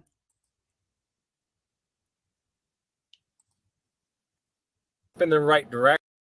This is the first year where it's actually rolling out with the school choice. It is a step in the right direction, but it's not everything. And if you pay attention to what's going on in Florida, it's kind of what they're doing. They're dangling that carrot and giving you a little bit of freedom, but you got to keep on fighting for more. You follow the money and you realize they just keep dangling it along. Same thing with this education. Yeah. So I'm going to play my first Liberty on the Road video that I made. I think it was my first. Well, no, it wasn't my first. I think it was the second one. And this one was from Pensacola. And that visit, it's real short. It's funny because the song is called Shrimp Boats. And that's what we ate there, was a shrimp boat in Pensacola. And that shrimp boat gave my husband the worst case of gout. We had to cut our trip short. So shrimp boats, here we go. Shrimp boats is a comin', their sails are inside. Shrimp boats is a comin', there's dancing tonight. Why don't you hurry, hurry, hurry home? Why don't you hurry, hurry, hurry home? Look here, the shrimp boats is a comin', there's dancing tonight. Shrimp boats is a comin', their sails are inside. Shrimp boats is a comin', there's dancing tonight. Why don't you hurry, hurry, hurry home? Why don't you hurry, hurry, hurry home? Look here, the shrimp boats is a comin', there's dancing tonight. There was no dancing. There was absolutely no dancing after those shrimp boats. They were barely walking. Did it taste okay? It was amazing. It was amazing. The video, it looks as good as it tasted, and it was delicious. The salad was very crisp. The shrimp was just finely made. The fried shrimp, the grilled shrimp, the shrimp cocktail, the shrimp on the barbecue. Oh, it was, I mean, I feel like Bubba Gump right now, like all kinds of shrimp that we had there. So let's get into another candidate. Let's bring on Lana. You gonna go with Chris? Okay, go Chris. No, I'm just asking because I'm gonna add a couple more, and I don't want them to interfere, so I got to go real quick so it starts silencing them. So, well, do you want me to play a solid commercial? Yes, please. Let's go with Ted Brown. Hi, I'm Ted Brown, Libertarian candidate for U.S. Senator. Did you know that Senator Ted Cruz and his Democratic opponent, Congressman Colin Allred, both want to ban TikTok? I'm the only candidate in the race that believes in your right to choose which social media that you use. They do not have the right to cut you off and tell you that you don't. They're telling you that China is going to provide propaganda. They also tell you that China is going to steal your personal information. Well, the U.S. government has a monopoly on that. They just don't want competition. The U.S. government steals your data and provides you with propaganda on a daily basis. So instead, we need to have choice. As a libertarian, I believe you have the right to choose which social media that you use. I don't think the government has the right to tell you that. And there are also plenty of people that run their businesses on TikTok. Are we going to tell them that they have to close their businesses because the government says, we just don't like TikTok? Come on. We need to promote freedom. So each of you can decide which social media that you use. So declare your independence from politics as usual. Instead of voting for these Democrats and Republicans that want to limit your freedom, vote Libertarian, vote for me, Ted Brown, and I approve this message. I have a couple of clips for Ted Brown. Well, let's just play this first one. We'll play one. And then after we play one from each candidate, we can go, if we've got time, to play a second one. So We got Ted Brown in queue. Let's play Ted Brown. I love cutting taxes, but you can't do it. You can't reduce the deficit without cutting government spending. And as a libertarian, I want to like massively cut government across the board. And they never cut government. Even Republicans don't cut government anymore. Not that they really ever did. It was always like cutting the rate of increase. You know, they have weird bookkeeping in Washington. They never actually have a lower. Cutting the. Yeah, there's That's No, that's what they do. Increase. They cut the rate of increase instead of actually cutting spending. Like if it was 3%, they cut it down to 1.4% and say we just shrank government or shrank spending, blah blah blah percent. And They're not cutting anything. All they're doing is saying we're slower at it. It just then the Democrats would say these vast cuts are going to kill people. You know, that's the kind of thing you get from the Democratic side. You know, like these, it wasn't even a cut. It's gone up from the year before. And they say these cuts are going to kill people because they're going to be out in the street and starve or die or whatever the case may be. So we have to cut spending, and in every department, you can't leave anybody off. And even when Republicans even talked about cutting spending in the past, they always said, oh, except for the military. And of course, that's one of the biggest departments in government. Oh my goodness. So that was the episode where I lost, I couldn't find my makeup bag. And so I had to put on some fake eyelashes to at least give me some eyes. And my eyes were like literally like stuck and I couldn't move my eyes. I couldn't blink. And so I was like, the whole episode. I'm going to get me some of those fake eyelashes too, you know, for when I can't find my makeup bag. Yeah. All right, let's get in. Let's see. We have another Florida candidate. No, another Florida candidate. Let's get these Florida candidates in a group in a block. And you know, you're always talking about being a block of libertarians, and let's be a block of Florida. As a block, yeah. Like the best way that a state can actually, or the job of the state is actually to be a backstop for the constituents from the federal government. And one way that I think that we can do that is by going to a gold standard in Florida and allowing Florida to be the 6th state to make gold as legal tender. I want to make us the second largest or the 2nd state to have a gold reserve and take 10% of our state savings, which right now Florida has set $6 billion in savings. And I want to take 10% of it and convert it into gold. And then as much as I'd like to get it all done in 1 year, I would like to work on creating a public-private partnership with Goldback or another entity that can actually start creating transactable gold. Goldback is a really interesting company because they're able to fractionize a troy ounce down to 1,000. So it's currently about $2.50 would be the cheapest bill based on US dollar. And what I would like to posture would be to taking that state savings and buying in bulk as a private public partnership, because you're not actually buying that currency at that spot value. You're paying a premium for the manufacturing cost and the securities that are into it. So I want to reduce the manufacturing cost and allow the consumer to have a higher entry point of or a lower point of entry to start investing in gold that they can start transacting. I think that it helps a lot with localization because mom and pop shops would probably adapt where Walmart and Target and Publix typically wouldn't. If you have gold in your wallet, guess what? It's not an asset. It's an asset. It's not a liability like US dollars. So that cash that you may be hiding because you're trying to save up to get out of government housing, or you're just trying to get a better opportunity in the future, all that savings gets diminished when we start the mass printing.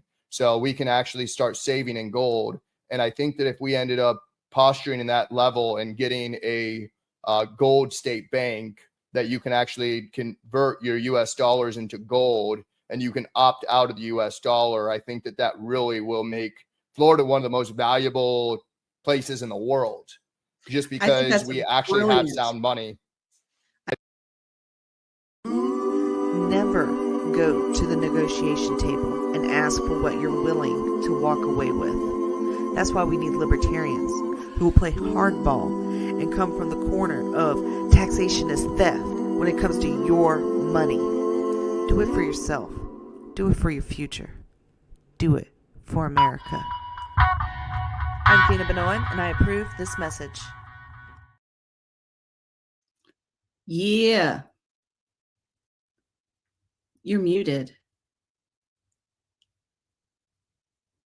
My computer's being uppity for some reason. I'm going to go ahead and play Lana. Can you guys hear me? Because I'm having issues over here. We're going to go to Lana. Especially people who complain about immigrants and the crime that maybe they may or may not bring, which they don't statistically. But when you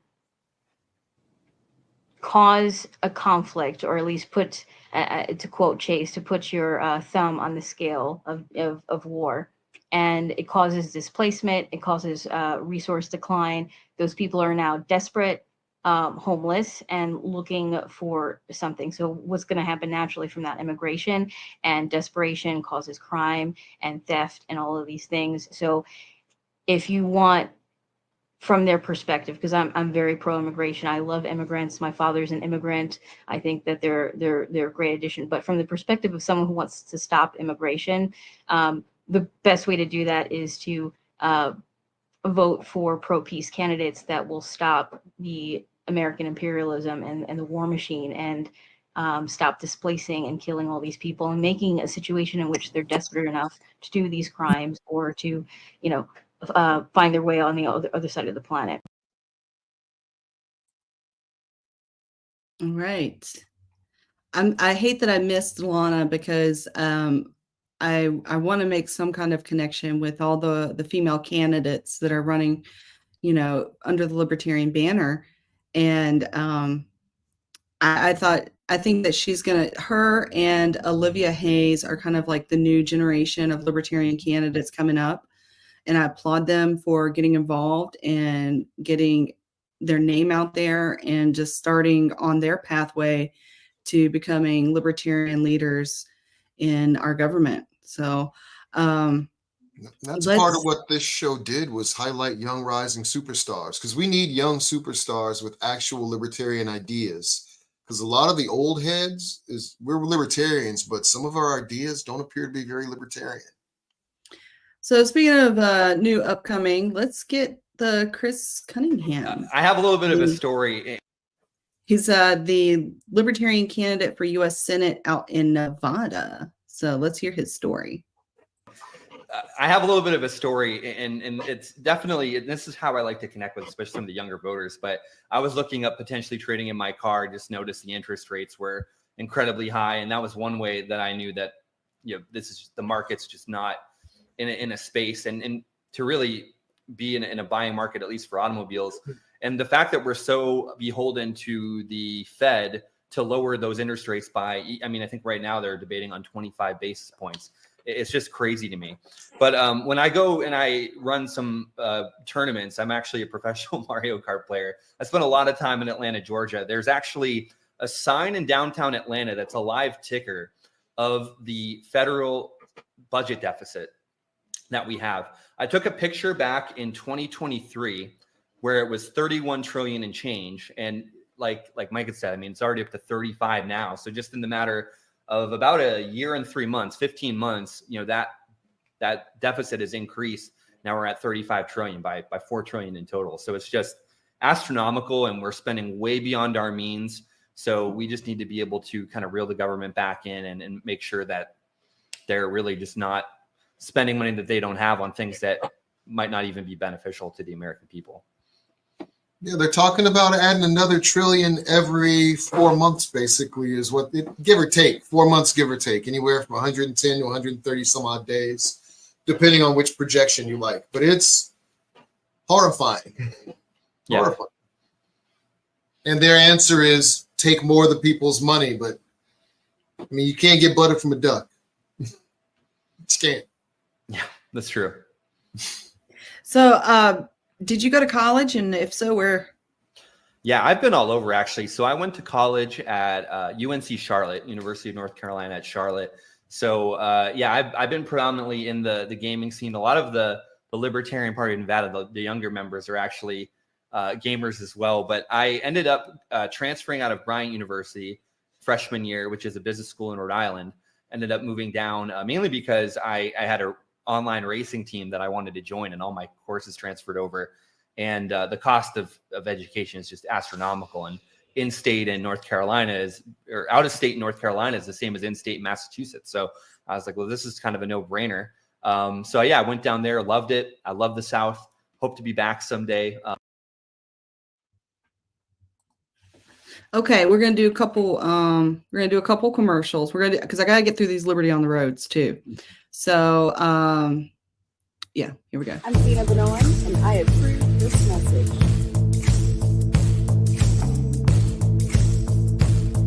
Taxation is theft.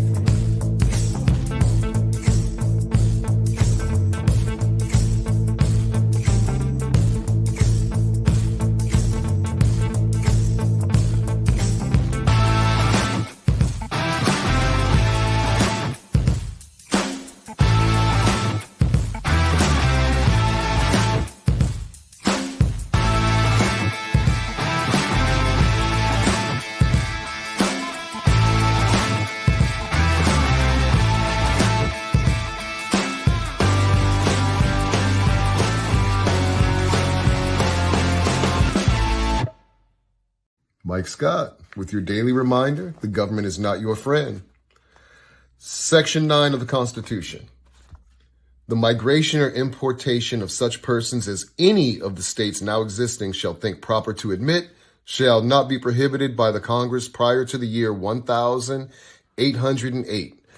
Basically, they codified in our founding document that Congress couldn't stop them from bringing in slaves and couldn't charge them more than $10 per head. Vote Libertarian. Who is going to help put things in place that future party members can build upon to make this party better?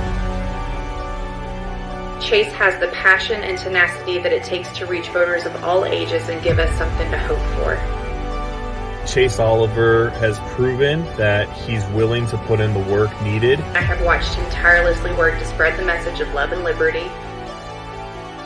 He just works so damn hard.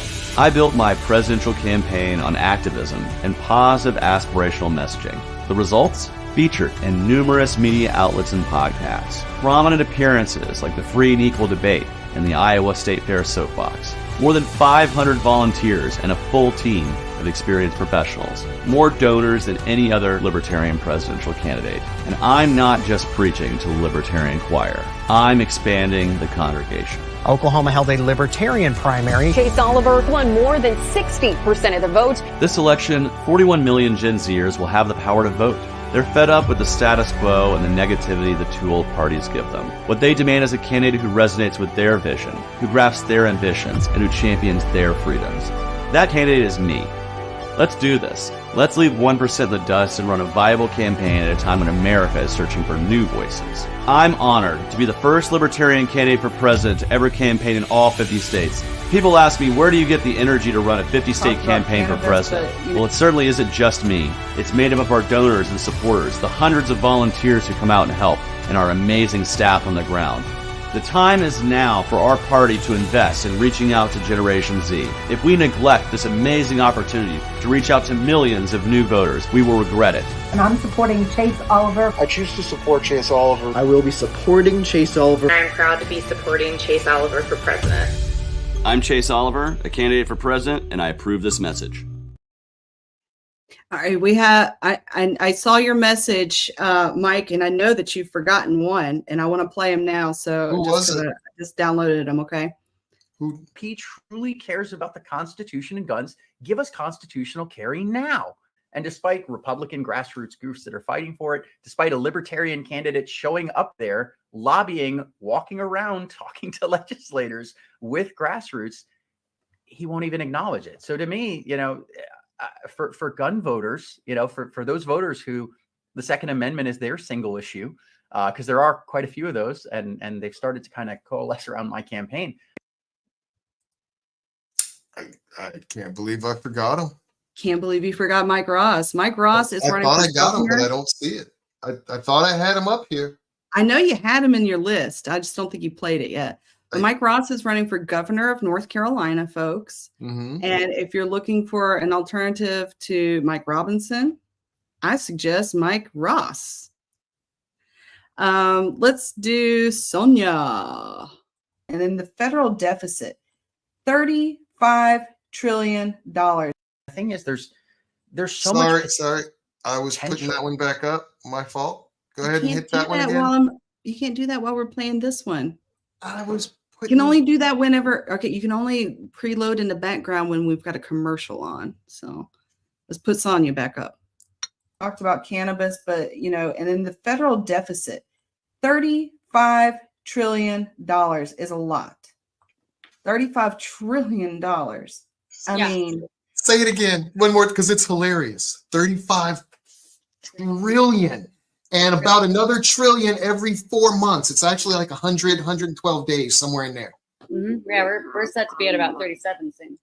Jeez. You know, we're just sending all of our money to Ukraine, sending all of our money to Israel. And then people are like, wow, our grocery bills are going up and our gas. And, it's, you know, people want to talk about how housing affordability is so hard. But at the same time, it's like the state and the federal government are sucking up so much money when it comes to licensing and permits. Like, they make it so prohibitive to even be able to build a home in the first place. So that hurts home buyers. Like, the whole system is just sucking up money and then also leaving Americans without, and it needs to stop.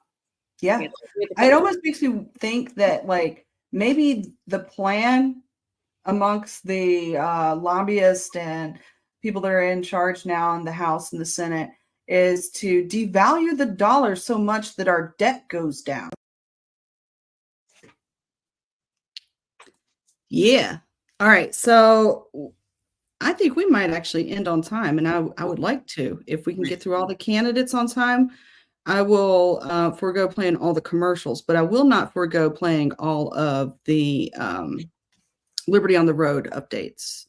So let me get to some of those. Okay, I've got played that one. So this is I a think short we've one. only got the one more candidate, which is James Wiley, and then I was going to play the Mike Ross one that I put up, but Okay. other than But that, it's just Yeah. doubles then. Yeah, like I want to get through the Liberty on the Road though. That's goal. All I can say is that my life is pretty plain. I like watching the puddles gathering, and all I can do is just pull some teeth for two and speak my point of view, but it's not sane. It's not sane. I just want someone to say to me, I'll always be there when you wait. You know I like to keep my jeans dry today. So stay with me and I'll have it made. So next one. All right, so next one is gonna be a little bit longer, and we'll be back. I'm Tina Bellman, and I approve this message. I urge this committee to end this game of whack-a-mole and vote no to House Bill 1613. You're meeting others where they are, and you're treating them with respect. It's through art that ideas spread. I'm Fina Vanillan, and I approve this message.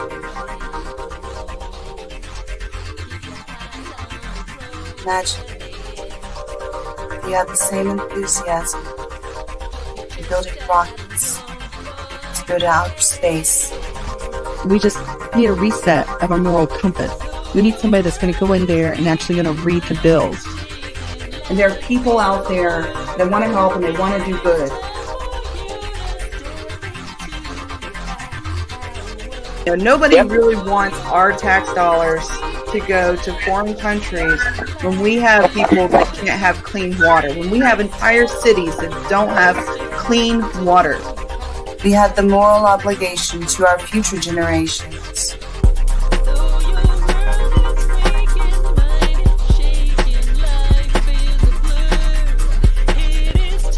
how an idea soaks in and absorbs is through art. It's through the audience's reflection and interpretation of what's being presented. Representing the people. And I think the purpose of our government is a criminal justice system and to protect our people.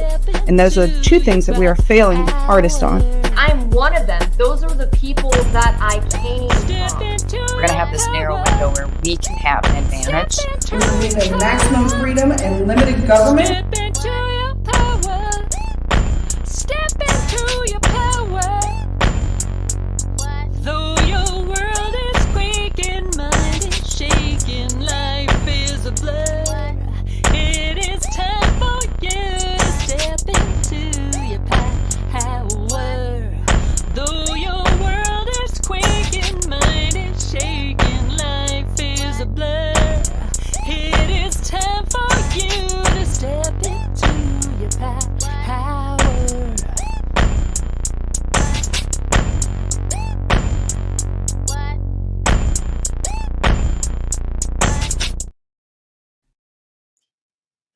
I am here for the girl power with the libertarian thing. I am here for it. But I would be remiss if I didn't say that we as men need to step up and lead, because a lot of this crap in the world is happening because when we see something wrong, we're not choosing to stand up and demand change.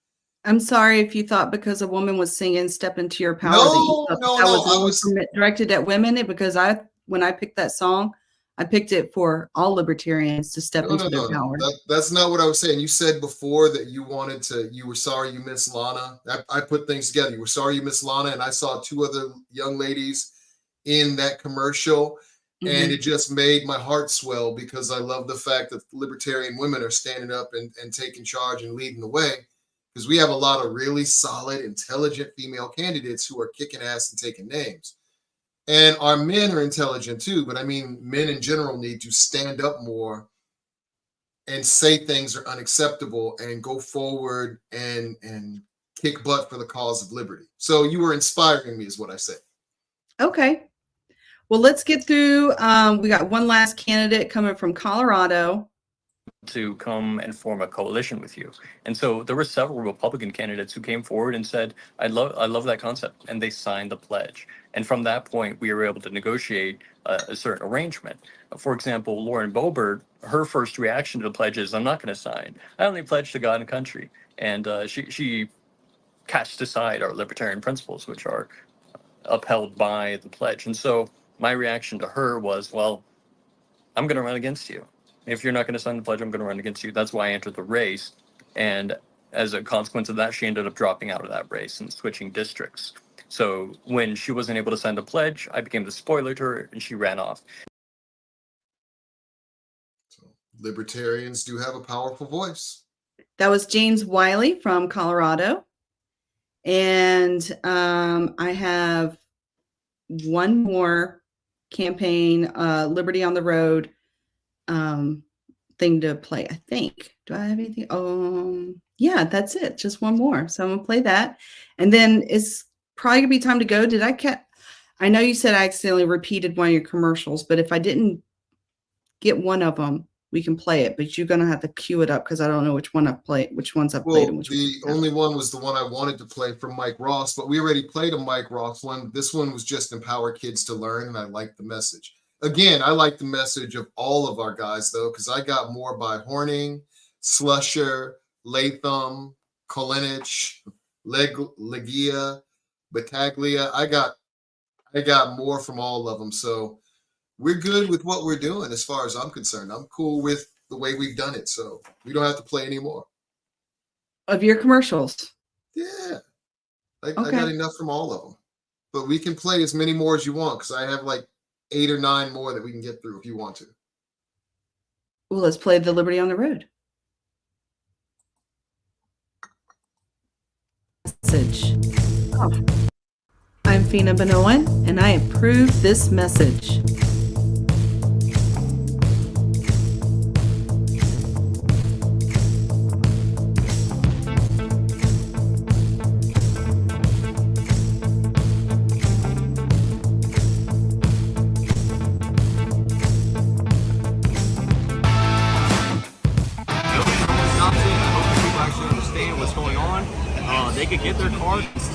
taxed on their product, and that's your right as a patient. But if you want a reg, you're going to pay 30% more taxes for what? For what? You know what I mean? So out-of-state people can come in here, build up our properties, build up our prices, and you know what I mean? It's kind of it's aggravating. As you can see, this amendment's a little more complex than what we thought.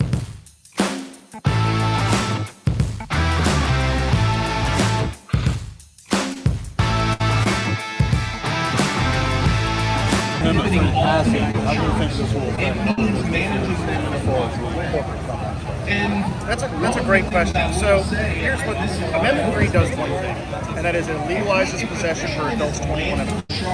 Then after that, it's up to the legislature, the governor, to implement this law, this constitutional amendment into law.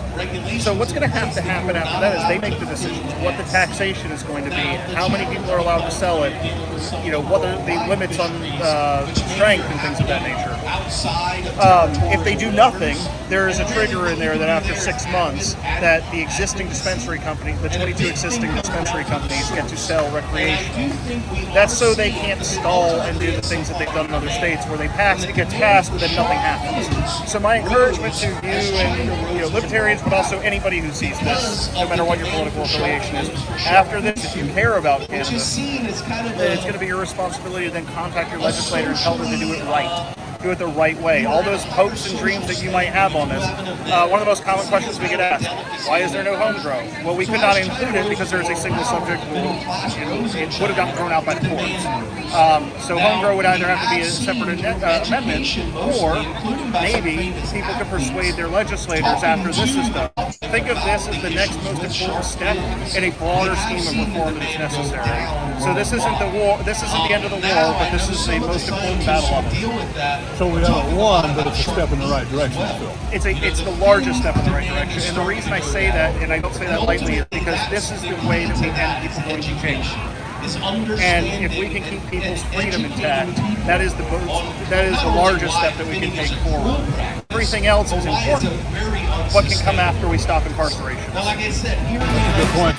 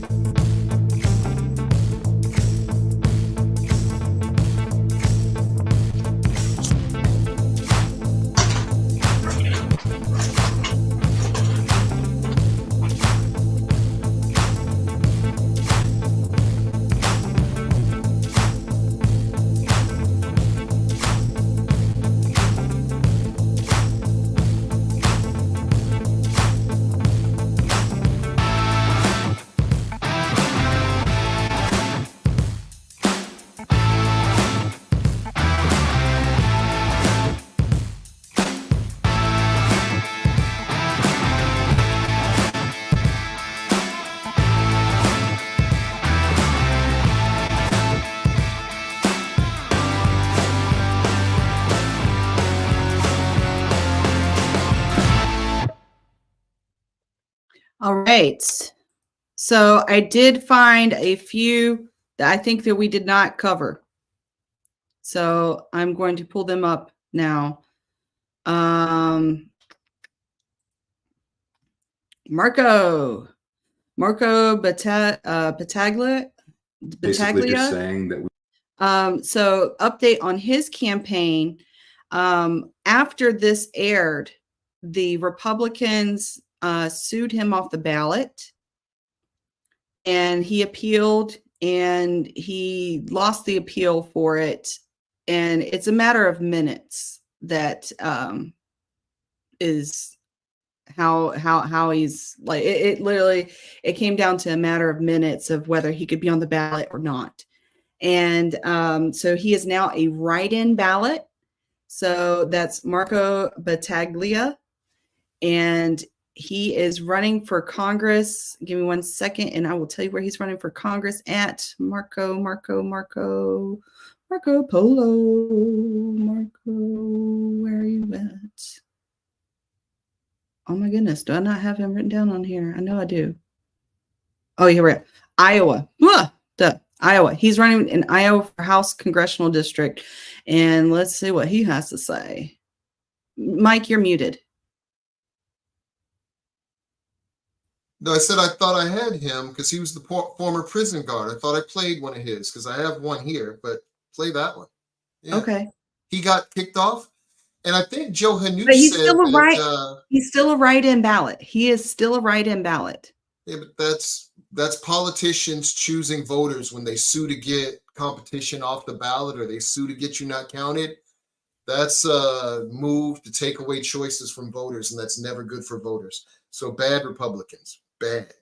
Mm-hmm. Basically just saying that we have this Constitution, we should follow it.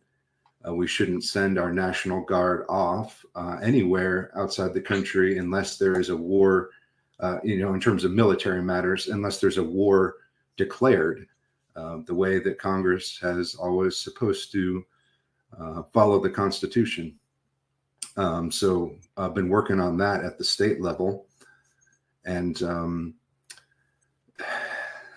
the big thing, like that map that you pointed out,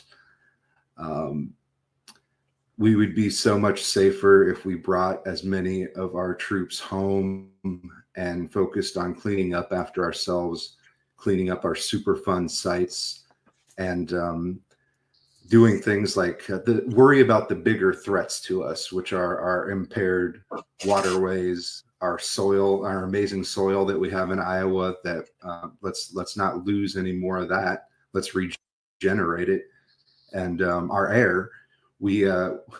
The people that tend to get in power here really pander to the ethanol machine and the ethanol industry, and that's a net loss for the environment.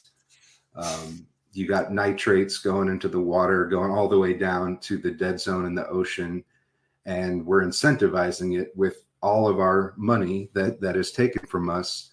And we also have air pollution as a net loss that comes from ethanol plants.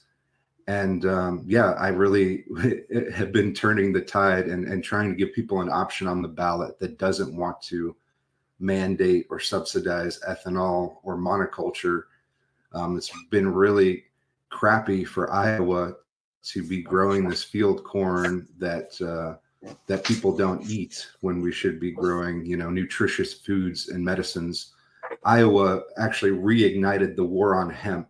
That's how bad we are now. And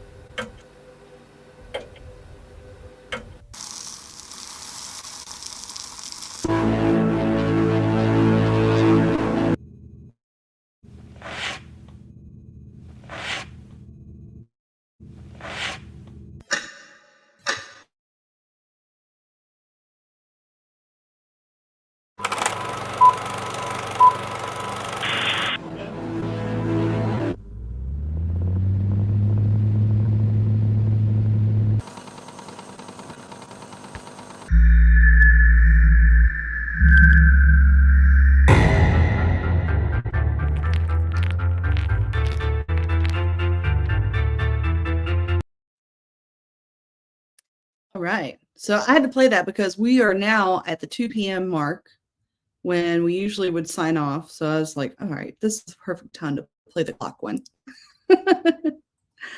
All right. So we have gone through every single candidate that's come on. And to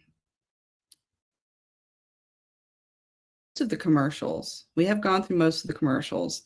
And it would take a while for us to keep going through these commercials. I haven't seen a Blood of Tyrants commercial before we sign off. We could play the Blood of Tyrants and then we play the sign off. So I thought this was a great episode. We looked at the past and saw everybody we forwarded. And if you'd like to be part of it, give us a call and you can come on in and be on Campaign Update, especially as we're about 35, 40 days until the finish line. I mean, yeah, This is when you guys need to come on and get your word out. Come on with us. Let's see how many days we are. 35 days until the election, because today is October the 1st. We're in a new month. And of course, November the 5th is election day. There are 31 days in October, plus 5 makes 36 days. 36 days. So I'm going to indulge your red wine, Blood Tyrants. And then I'm going to cut to a long commercial. And I have a few more Chase Oliver clips that I've prepared, downloaded, and also a Kara Schultz one. And just want to kind of go through all these damn commercials. Again, just roll through them. Fuck it. All right.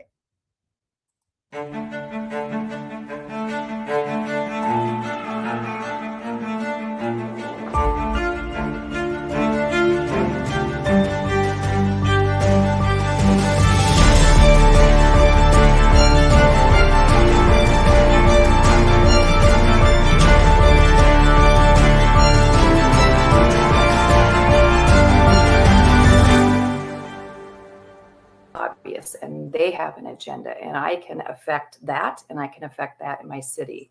And so I can actually have more input in the state legislature as a city council member than I would ever have being elected to state house or state senate.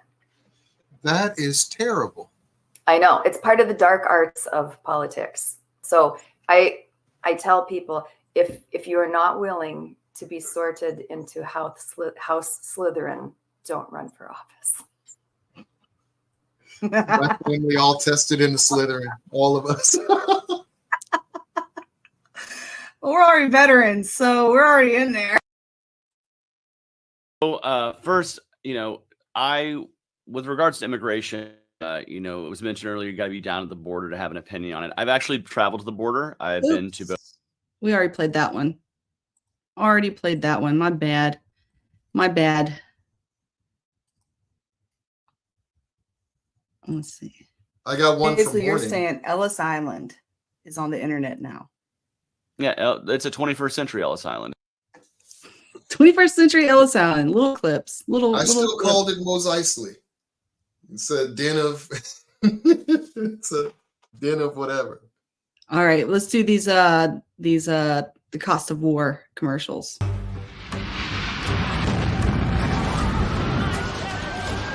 Our war on terror begins with Al-Qaeda, but it does not end there.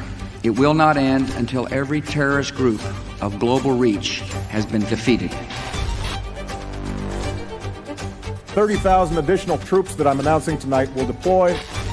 American and coalition forces are in the early stages of military operations to disarm Iraq.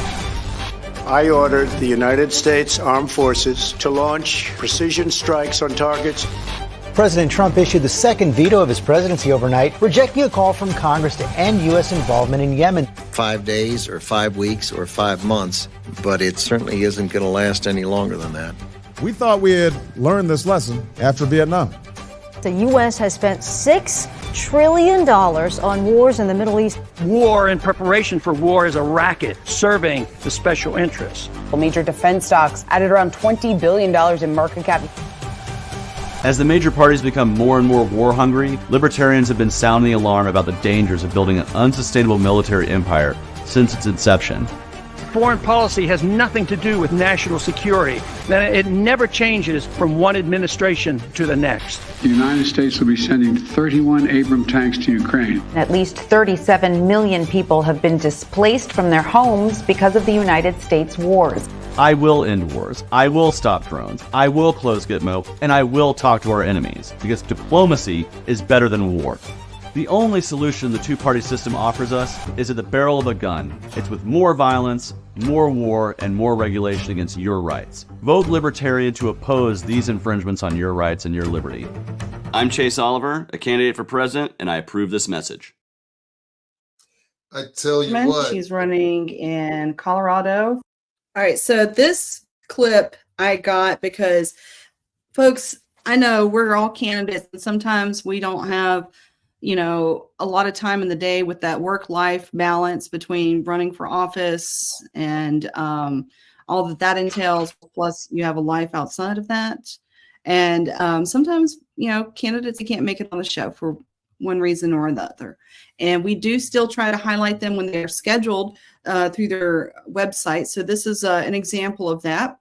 So Hannah Goodman, she's running in Colorado for Colorado's 4th Congressional District. And last week, we actually had another Colorado candidate. Looks like proven leadership. Let's see. Commitment to principles. Let's see. As the current chairwoman of the Libertarian Party of Colorado, mother of 6, seasoned project manager, Hannah embodies the dedication, skill, and visionary thinking our party needs, not just to succeed, means to champion liberty in America. Yeah. So that's that one. So I think what I'm going to do now is I'm going to literally roll through the commercials. And Mike, if you want to hang out, you can hang out.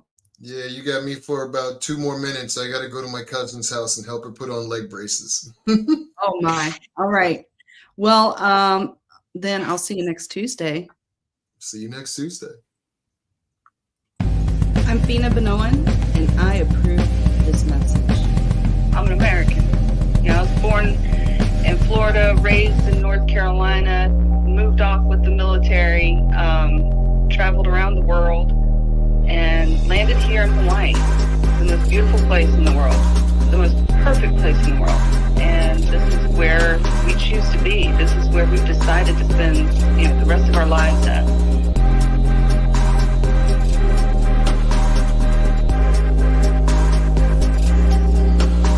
Being a child of a single mom that was like a waitress, and she made $2.13 an hour. You know, she stole biscuits from Red Lobster for us. And the reason why is because she couldn't get food stamps. And she couldn't get food stamps because she smoked marijuana. And that was it. And these are the kind of problems I see with our system. I've not forgot where I came from. I'm in a new place. I'm in the most beautiful place. I'm in paradise. And you know what I see, my friend? I see the same problems. I see people that have created the systems that want to help, want to do good. But the execution of it, they're missing the most vulnerable parts of our community. You know, the kids. You know, the kids. People who want to help, want to do good. You know, the kids. People who want to help, want to do good. You know, the kids. You know, the kids. People who want to help, want to do good. We can't rewrite history, but we can try to make things better. We can write the future. We can write the future. I'm a libertarian, so I'm not a Republican or Democrat. And this is where we choose to be. This is where we've decided to spend, you know, the rest of our lives at. We do not condone the use of force to achieve political goals.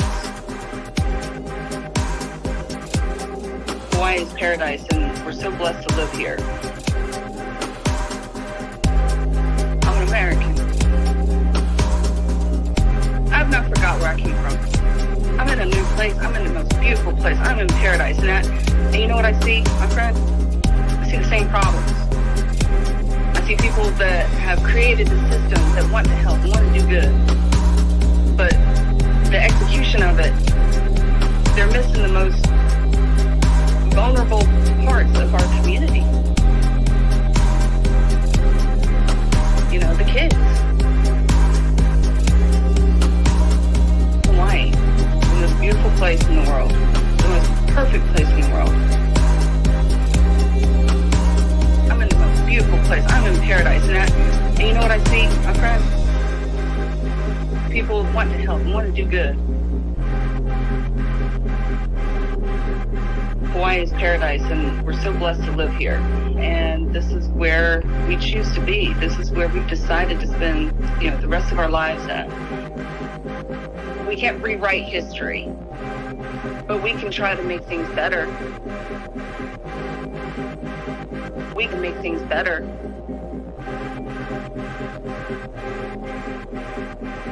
We can write the future. Fox 59 is your local election headquarters, and tonight one of the candidates for president was right here in Indianapolis. Libertarian presidential candidate Chase Oliver spoke tonight at an event held by the Indy Rainbow Chamber. Oliver's the first openly gay candidate to win his party's nomination for president. Tonight he spoke about his party's goals in Indiana and across the country. Our biggest goal is to bring out more voters in the process who just haven't felt represented at all by Republicans or Democrats, and we want to make sure there are more options on the ballot that voters can say, hey, that person represents me and my values. I'm going to actually get off the couch and go vote. The Libertarian candidate for governor, Donald Rainwater, was also at that event tonight. You can see more of that interview coming up Sunday morning at 9:30 on this week's edition of In Focus. Meanwhile, last night's debate continues to make headlines in this race for the White House. I'm honored to be the first Libertarian candidate for president to ever campaign in all 50 states, and I did it before our nomination. This kind of energy sends a clear signal to the old two-party system that we are a 50-state party and this is a 50-state campaign. Voters deserve a president who doesn't merely focus on a handful of swing states, and the Libertarians will be on the ballot for those voters who want to reject the two-party mediocrity and embrace building a foundation that will last for years to come. It takes a lot to get someone to vote for a third-party candidate. It takes a lot of work for that. It takes even more convincing and swaying to get someone to volunteer. But by far, the biggest obstacle there is as a third-party candidate is to get someone to donate and go against the system. So I want to tell folks, whatever ideas you might have about third party being a spoiler, whatever you think about a third party candidate being your vote wasted, because it's not. We earn our votes. We don't steal them. We earn them. And if you vote for me or you vote for a Libertarian, it's because we earned it. Right on. All right. Aloha. Aloha.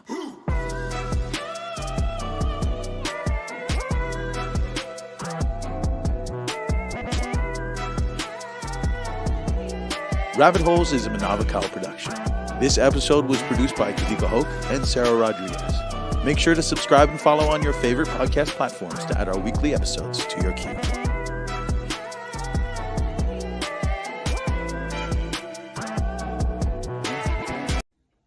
Okay, I'm going to read this one because I think it's important that I get it out. Someone asked why they should vote for me. And I looked at him and I said, okay, this is what I said. I like to preach and I like to teach. And like others, I love the sound of my own voice. But this isn't about me. This isn't about what I believe. I don't care what your politics are. There is only one reason to vote for me. I'm going to tear it all down. I'm only going to tell you the truth. We borrow $100,000 per second. That money is directly transferred to those with assets through taxation and inflation. In other words, the bank owns us. And not only are we not fighting it, we are normalizing our enslavement. Vote Libertarian. All right, folks, we're muddling right on through. If you have any requests for more of any of the other candidates that we've played so far, I've got clips. I will download them and I'll play them. So if you've got requests, get them in the comments section. I am listening. I am watching. But until then, I'm going to play another commercial about me. In case you didn't know about me, this is a commercial that I made back in 2020. So this is one of my first commercials I ever made. And it's off of a show that my friend hosts called the Alicia McMichael Show out in Hawaii. And this was kind of my introduction to the political scene. And here we go. Aloha, my name is Fina Benoan, and I am running for Hawaii State Senate District 20, which is the Makakilo and Kapolei area. So I moved to Hawaii 8 years ago. I came here with the Navy. I spent 3 years at school with the Navy, 5 years out at sea, and my last 2 years I got stationed here. I was on 4 deployments. I got a really unique opportunity for my deployments. My first deployment, I was on a hospital ship with the USNS Comfort. We went around South America and Central America giving humanitarian aid. On my European deployment, I was also a community relations coordinator with the Navy. It was nice to get out there with the community because they taught us things about their life and what they value. And in return, we told them about some of the good things in America that they weren't really familiar with. But it's really interesting to see like what the world thinks about America. Okay. And so that was my Navy career. And I said like the last 2 years I spent here. Okay. Now what I didn't tell you was I spent my last 2 years here in jail. Really? Yes. Well, I was a guard, and that's where I met my husband too. Okay. He was a guard too. So, Okay. But that's why I stuck around. Okay. So my last 2 years in the Navy, I met my husband, and he's born and raised local here. He's a Filipino guy, and he's still in the Navy. But we set our roots down here, and here I am today. So. Well, I just want to thank you so much for coming on the show today and to launch your year into public speaking through our communities in Hawaii. I just want to thank you for your military service for 10 years in the Navy. Thank you for yours as well. Thank you. Two Navy girls here. And I'm so grateful to support you in your upcoming election this year. And thank you so much for everything you're doing for our community here in Hawaii. Thank you, Alicia. Thank you for having me.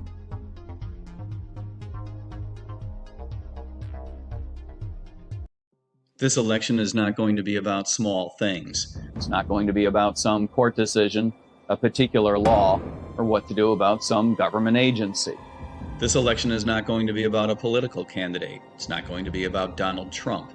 It's not going to be about Joe Biden. Nor is this election going to be about me. This election is going to be about you. This election is going to be about your own vision for your own future, and whether that future is going to be driven by your own values or driven by someone else's values. There are people today in control of our government who impose a set of values that are different from yours, different from mine, different from those of most Americans. The values of this political class reflect an interest in power and control. These politicians maintain control by manipulating fear. Political parties have pit American against American, undermining our most cherished relationships, quite literally destroying families. The ever-increasing overreach of government has stripped us of our personhood, our individuality, and far too often, our very purpose. Our once thriving people, our culture, our nation, has been forced into an abusive relationship with a government that has gone absolutely mad with power. I'm Mike Tremont. I'm running for president to end the abuse, to build a new relationship between us and our government, to replace the old abusive relationship with what I call a gold New Deal. In any abusive relationship, it can be difficult to see the signs. Signs like gaslighting, violence, wasted money, infidelity. Hope is not lost if we forge a relationship with our government that is, once again, based on our own values, to live and let live, to allow our fellow Americans to pursue happiness according to their own standards. It's time to stop fighting with each other and start fighting a political class that takes our money and disrespects our values. It's time for a gold New Deal. As president, I will end U.S. involvement in foreign wars and stop sending our money and our young people overseas to fight in wars that profit the elite. A gold New Deal means that I will regain our financial freedom by axing government regulation and spending, by dismantling a Federal Reserve system that undermines our standard of living. A gold New Deal means that I will reverse the weaponization of our justice system, stop abusive law enforcement practices by demanding accountability, and end a hopelessly counterproductive war on drugs. A gold New Deal means that I will put an end to the Orwellian surveillance state that offends our rights. break up the FBI that insults our values, and end the CIA that has caused worldwide embarrassment to us as Americans. I'm Mike Tremont, and all I'm asking is for you to stop putting up with the abuse. To learn more, visit goldnewdeal.org. I advocate for everybody's rights all of the time, which means gun rights and freedom of speech all of the time, irregardless. I think that focusing on guns as a violence problem takes it away from what the real issue may be, which is a societal problem. Why do we want to kill each other? Framing a limitation of a freedom or liberty as a way to protect people is a slippery slope, because you slowly start infringing on freedoms and liberties, and you slowly start chipping away at those things until you have nothing left. And that's why it's important to always advocate for all liberties and all freedoms all the time.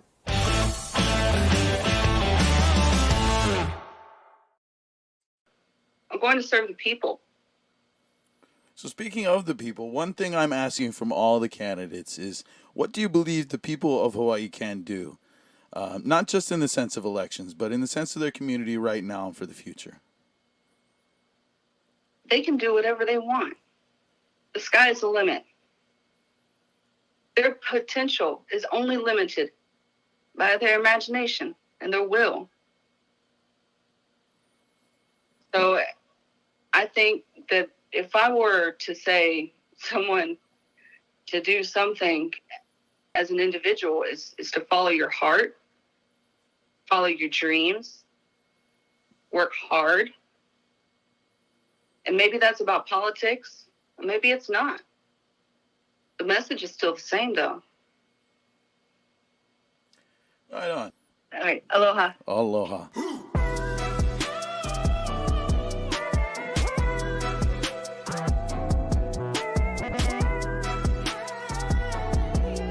Rabbit Holes is a Manavakau production. This episode was produced by Kadika Hoke and Sarah Rodriguez. Make sure to subscribe and follow on your favorite podcast platforms to add our weekly episodes to your queue.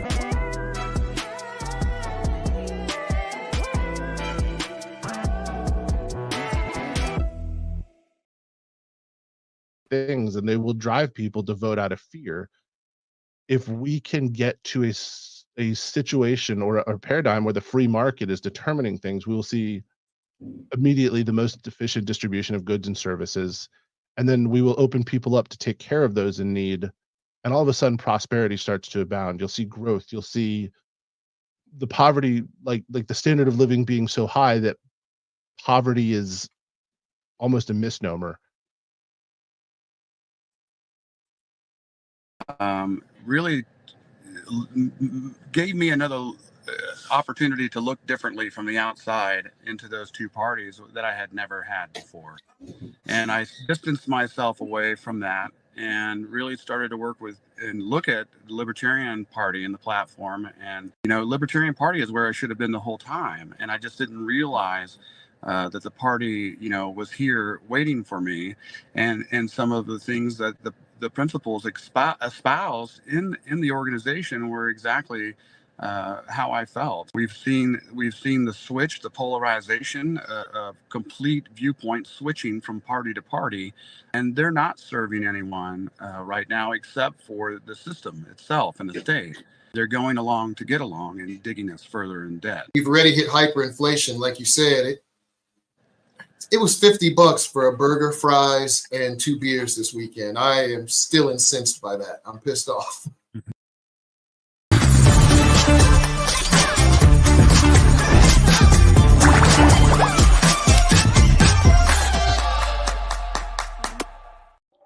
This is the most important election to vote third party.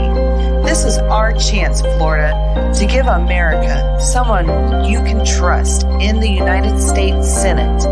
Let's give the U.S. Senate a libertarian from Florida with love.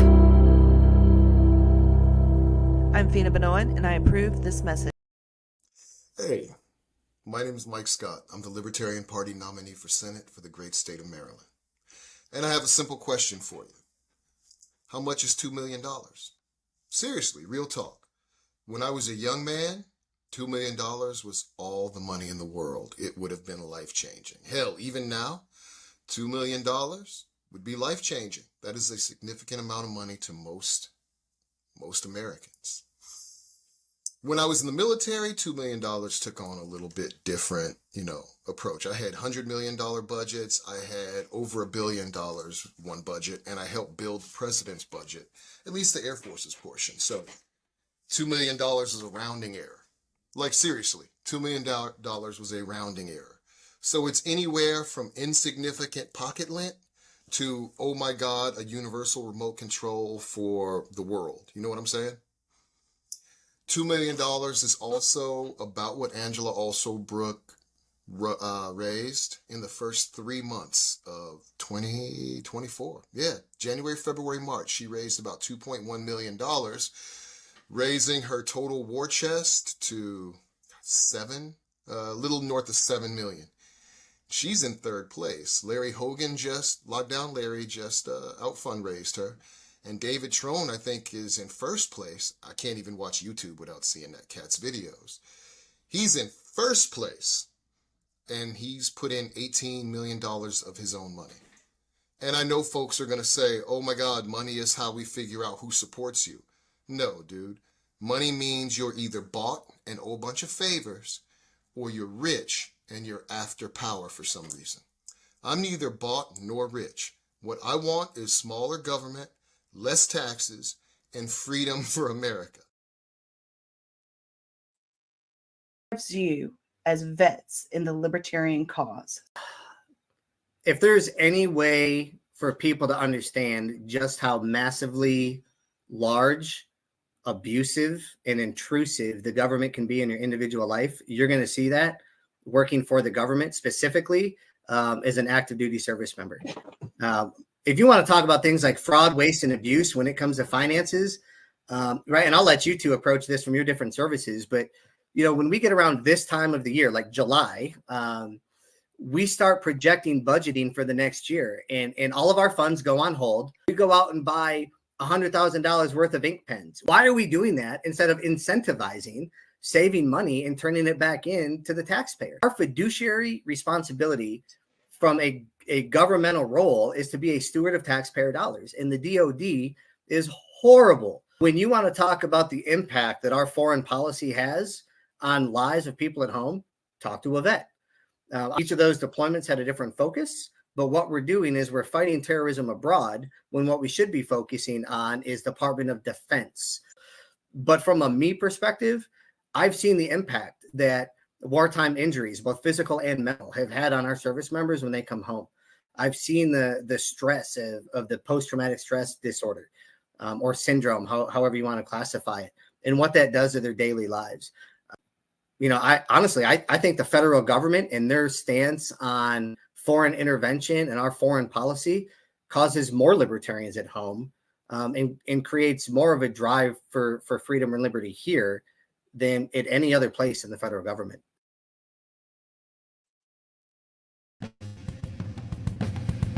I'm Fina Benoan, and I approve this message. Now, before we go into this deeper, so that way, for those listening on the mainland, they don't understand much of this. And we have quite a few mainland listeners and Kanakas away from home that like to stay interested. And so, if you could break down essentially in as little words as possible for people to understand essentially what the Jones Act does to Hawaii. Okay, so the Jones Act is over a 100-year-old act that Congress passed. What that essentially does is it secures jobs in California at the price of our cost of living out here in Hawaii. That, in as few words as possible, is what the Jones Act is job security for California. And it's not just California, actually. It's Florida, it's New York, it's any of the big ports that are making it to the point where it's not smart anymore. Right on. I think that's a really big discussion for people to have. Not many people are aware of it. I personally have a really good friend who tried to make an investment in a food truck business, and because of who he shipped his food truck through to get to Hawaii, the response from the port was, you either got to pay us to send it back or you got to pay us to smash them. You know, so like that gets in the way of progress for locals. It really gets in the way of accessibility. So I really appreciate that you're bringing that to the forefront. The Jones Act out here in Hawaii has been crippling the economy. It increases all the price of goods and services. Even, during COVID, the shortages that we had on toilet paper, we were hurting on toilet paper way longer than the mainland was. It's an old, outdated law. We're in a new economy. We're in a world economy. We don't need the Jones Act. Who is going to help put things in place that future party members can build upon to make this party better? Chase has the passion and tenacity that it takes to reach voters of all ages and give us something to hope for. Chase Oliver has proven that he's willing to put in the work needed. I have watched him tirelessly work to spread the message of love and liberty. He just works so damn hard. I built my presidential campaign on activism and positive aspirational messaging. The results? Featured in numerous media outlets and podcasts. Prominent appearances like the Free and Equal Debate and the Iowa State Fair Soapbox. More than 500 volunteers and a full team of experienced professionals. More donors than any other Libertarian presidential candidate. And I'm not just preaching to the Libertarian choir. I'm expanding the congregation. Oklahoma held a Libertarian primary. Chase Oliver won more than 60% of the vote. This election, 41 million Gen Zers will have the power to vote.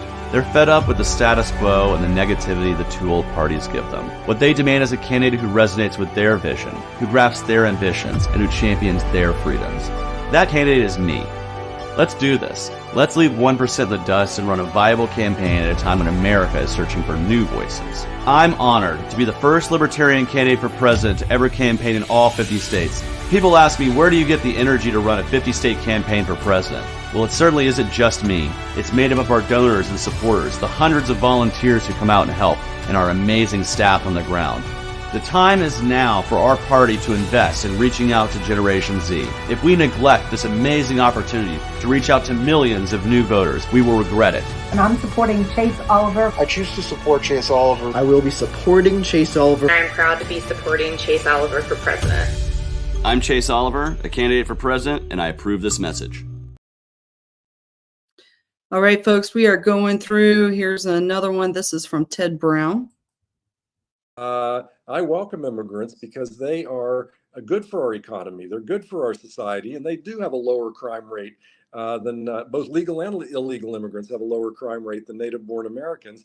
And my opponent, Ted Cruz, is just terrible. He's like one of the most xenophobic, whip up the frenzy. He finds any crime that an immigrant has committed. He says, every damn day, every period, damn period, day period in his post. Every damn day, some immigrants killing our women and children or something like that. Well, sure, that happens, but what about how many MAGA supporters are engaged in criminal activity? There's way more of them than there are immigrants, and they're probably engaged in all kinds of criminal activity too, but they're not tracked that way, of course. And so, I welcome immigrants. I mean, both of my grandfathers were immigrants. When my Greek grandfather came here in 1915, he was an unaccompanied minor. He was only 17. He boarded a ship in Izmir, Turkey, and they let him on the ship alone. And he came to the U.S. and he was checked in through Ellis Island and went off on his way to find a life in America.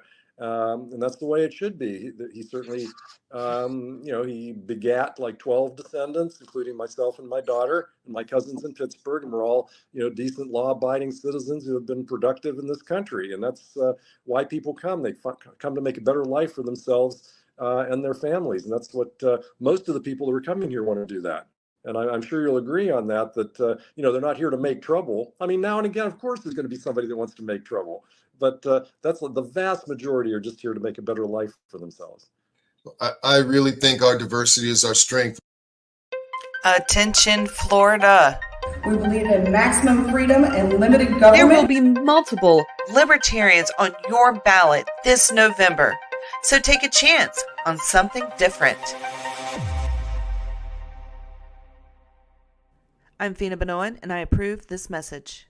Never go to the negotiation table and ask for what you're willing to walk away with. That's why we need libertarians who will play hardball and come from the corner of taxation is theft when it comes to your money. Do it for yourself.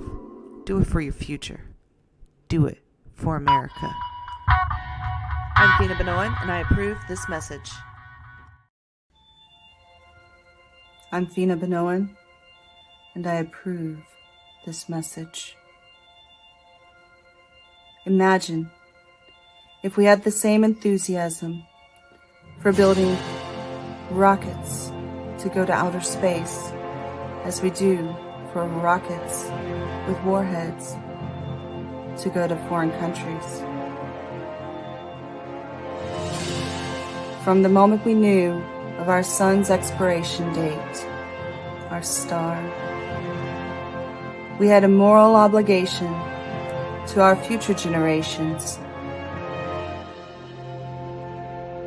T-minus 5, 4, 3, 2, 1, booster ignition, and liftoff of SpaceX Dragon, hoisting harmony to the heavens and opening new gateways for international science.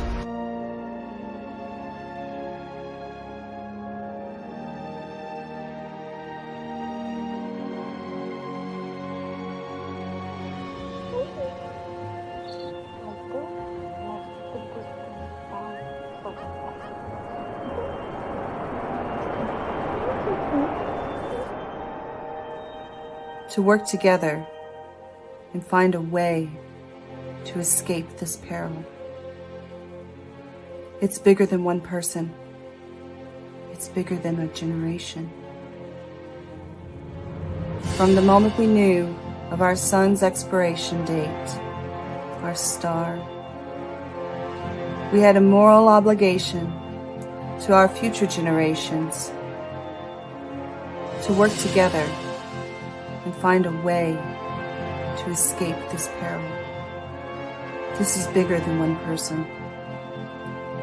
It's bigger than one generation.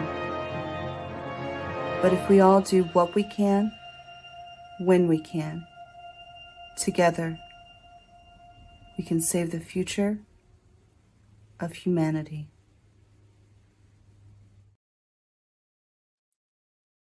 All right, folks, where are we at? Oh, here we go. Hello. Oh, been rolling through some commercial breaks, queuing up some more candidate content. We are live. I am taking requests. If you have been on the show, maybe you want to see a clip from when you were on, or if there's somebody that you want to see a clip from, I am taking requests. I'm downloading them and then presenting them. I only have a few more commercials to go through, but I do want to get through a couple more candidate things just because I've got a little bit of time. So let's pull up one that I've just downloaded. Let's bring on Miss Sonia. The message of liberty. They want something different. The two duopoly candidates, Lori Chavez-DeRimmer and Janelle Bynum, are not representing their constituents whatsoever. And my goal is to get into office and actually represent you, Americans, and the principles and values that you care about, and not sell out to the highest bidder, as so many in the duopoly are doing right now. So if you want something different, if you want a vote that actually feels good and actually feels like it's making a change and making an impact, then vote for me. All the time. The person with the strongest convictions in the room is also the person that has the strongest gravity in the room, and everybody gets sucked into them, right? So when you go in, I always make sure my convictions are strong as can be. I stop before I walk into a room and I'm like, okay, what am I here for? What's the target audience? And I make sure I step into my convictions, and everybody, they come around and they want to talk to me. I just disagree with you. And our positions are just better. So that was Nathan Slusher from Titusville. Let's see. Let's pull another one. Another video. Let's go to Nathaniel Snyder. Oh, politics versus wrestling. Oh my goodness, this will be fun. In the middle of trying to brainstorm, right? So what do we do to get, media to pay attention to another candidate that's not there, and that's when the fight promotion came out and said, well, sports gets more attention than politics. So my first campaign event that I did in Florida is I went out to Callaway County. We had a candidate that was running, and he did an event at a wrestling match. And me and him, we just bonded because I don't know why, but I keep end up being in this like situation where I'm going to a wrestling match and I have a good time because, you know, it's all about the audience talking smack. It's about the performers talking smack. Yeah, there's some beating people up, but I wonder if, you know, this is kind of the way that our politics is going too as well. Like you look at the debates between Biden and Trump back in 2020, and it was, and you might as well have been wrestlers. That's what it comes down to. That's what they have to do. They split up things, and the worst of both parties is there because it's divide and conquer. If you vote for the Orange Don, then Holocaust Joe is going to win, and vice versa. Everybody's so scared of 93% Hitler beating 96% Hitler. Nobody's going, yo, Chase Oliver is as problematic as some people think he is. He's more fiscally and 2A friendly than Donald Trump ever could be. And he's more liberal than, you know, Holocaust Joe ever imagined he was. So I'm a fan. Chase Oliver is like libertarian on everything. I mean, I can't wait to vote for Chase Oliver president. We got awesome candidates across Florida, really. We got Nathan Slusher down in Brevard County, running for county commission. Fellow Volusia State House candidate Matt Johnson is running the next district over to me. Yep, lots of Florida candidates, and I think I'll play this one. This is the most important election to vote third party. This is our chance, Florida, to give America someone you can trust in the United States Senate. Let's give the U.S. Senate a libertarian from Florida with love. I'm Fina Benoit, and I approve this message.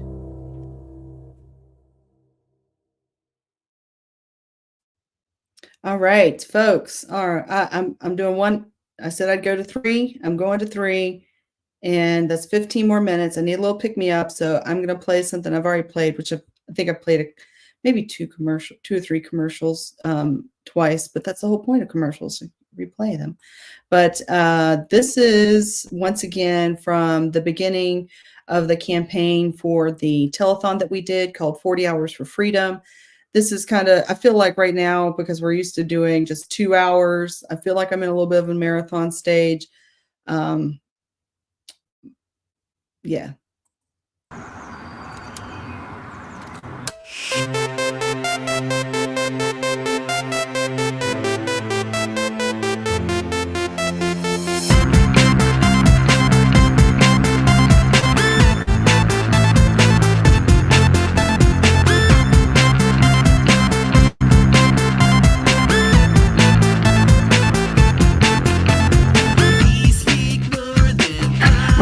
Sir, if the pilot's good, I mean, if he's really sharp, he can barrel that baby in solo. I mean, you ought to see it sometime. It's a sight. A big plane like a 52.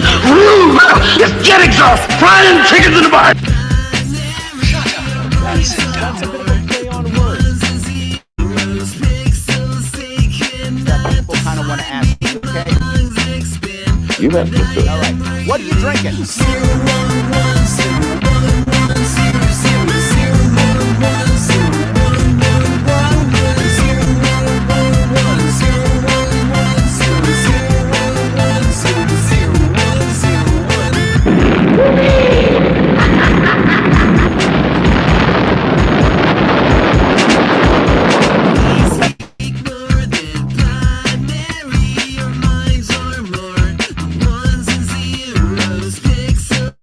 They cannot define.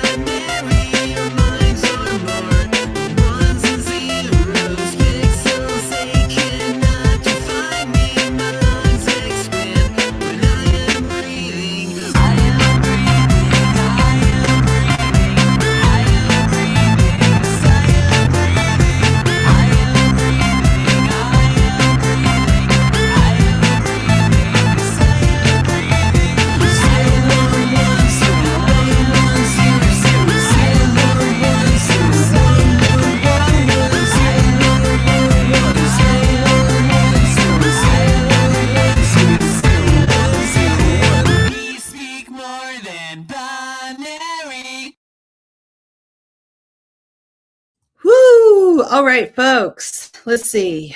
Got to follow that up with the Art is the Way commercial. I'm Peanut Butter, and I approve this message.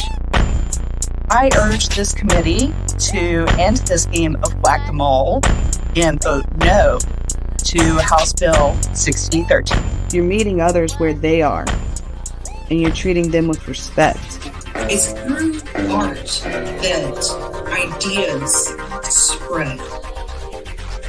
I'm Fina Vanillan, and I approve this message.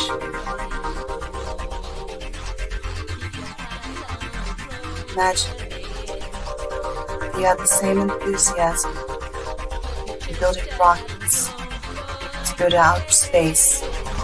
We just need a reset of our moral compass. We need somebody that's going to go in there and actually going to read the bills. And there are people out there that want to help and they want to do good. You know, nobody really wants our tax dollars to go to foreign countries when we have people that can't have clean water, when we have entire cities that don't have clean water. We have the moral obligation to our future generations.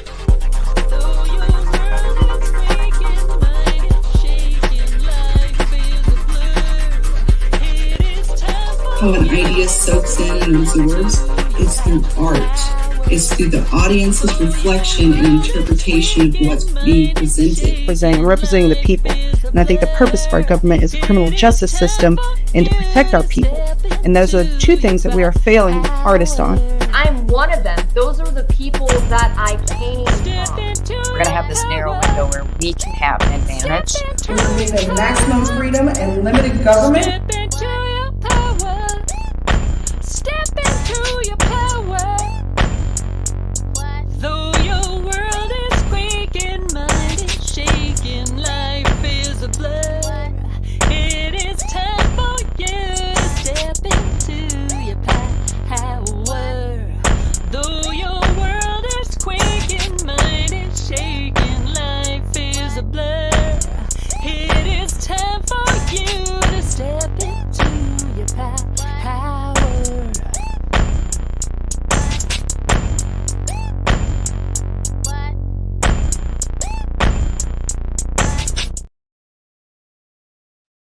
All right. We are still live. Still got like a few more minutes left before I'm gonna party out. We got 5 more minutes left. And let's see, do I have any more videos that I've downloaded that I have not played? I've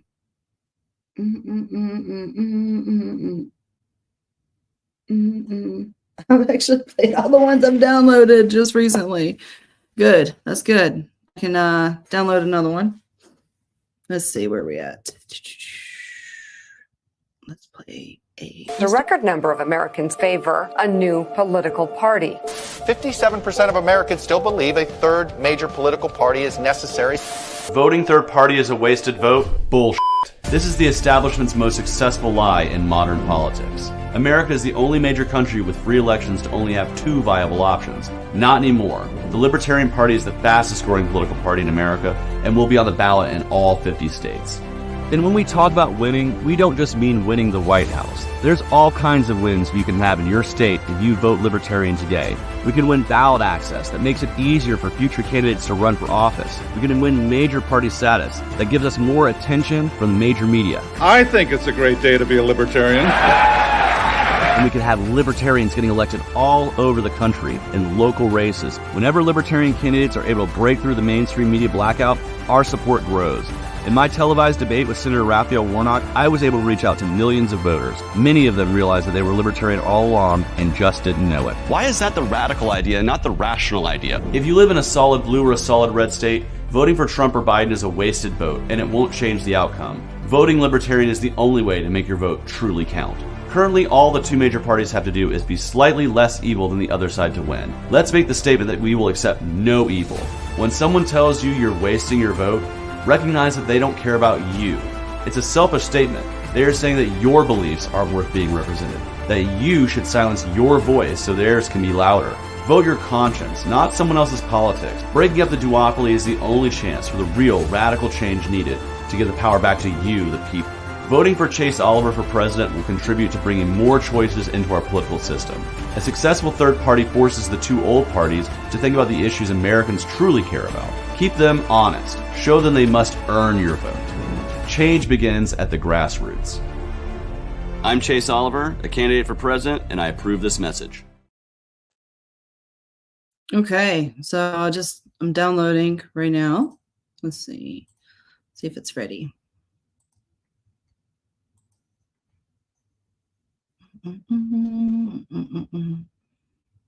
It's coming up. It's not there yet. Nope, not the, oh well. There we go. We'll just play that.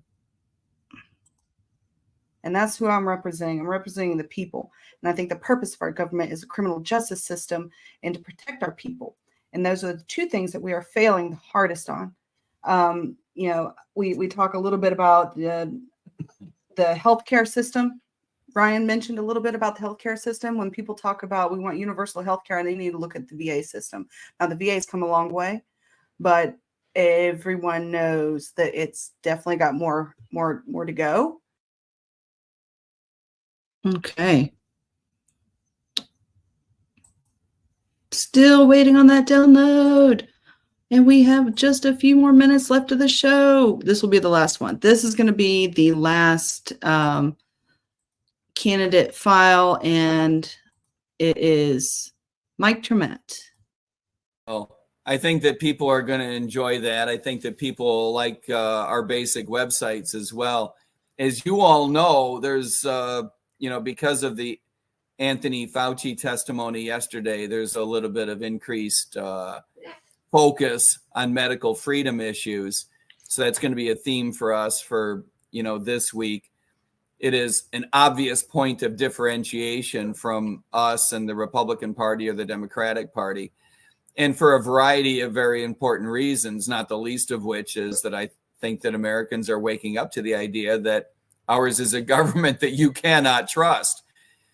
We're very much focused on particular issues. What did people know? When did they know it regarding the science, regarding vaccines, regarding the development of the virus? All these are important issues. But I would argue that even more important is the more fundamental issue, which is why is it that we have what I would call a political class, a group of people who are making decisions that affect our lives. First of all, full stop right there. Why is any group of people making decisions that affect our lives? Why is it that the government is employing these people? Why is it the government thinks this is a good idea to have people making such decisions? And then secondarily, why is it that the people that are chosen to do this thing that we don't believe the government should be doing, why is it that this is a group of people that makes decisions based on a set of principles and values that just don't align with ours as Americans? This idea that they should be continuously trying to control the information that flows to us, trying to control what it is that we're allowed to do in terms of making decisions. This is a very weird thing. All right. Well, folks, thank you all. Thank you all for sticking around until 3 p.m. It is that time. And thank you for watching the flashback episode of Campaign Update. I hope you will join us again next Tuesday for a fresh live campaign update, but also Monday night, we serve it up. Same stuff, different day. See you next Tuesday. Aloha.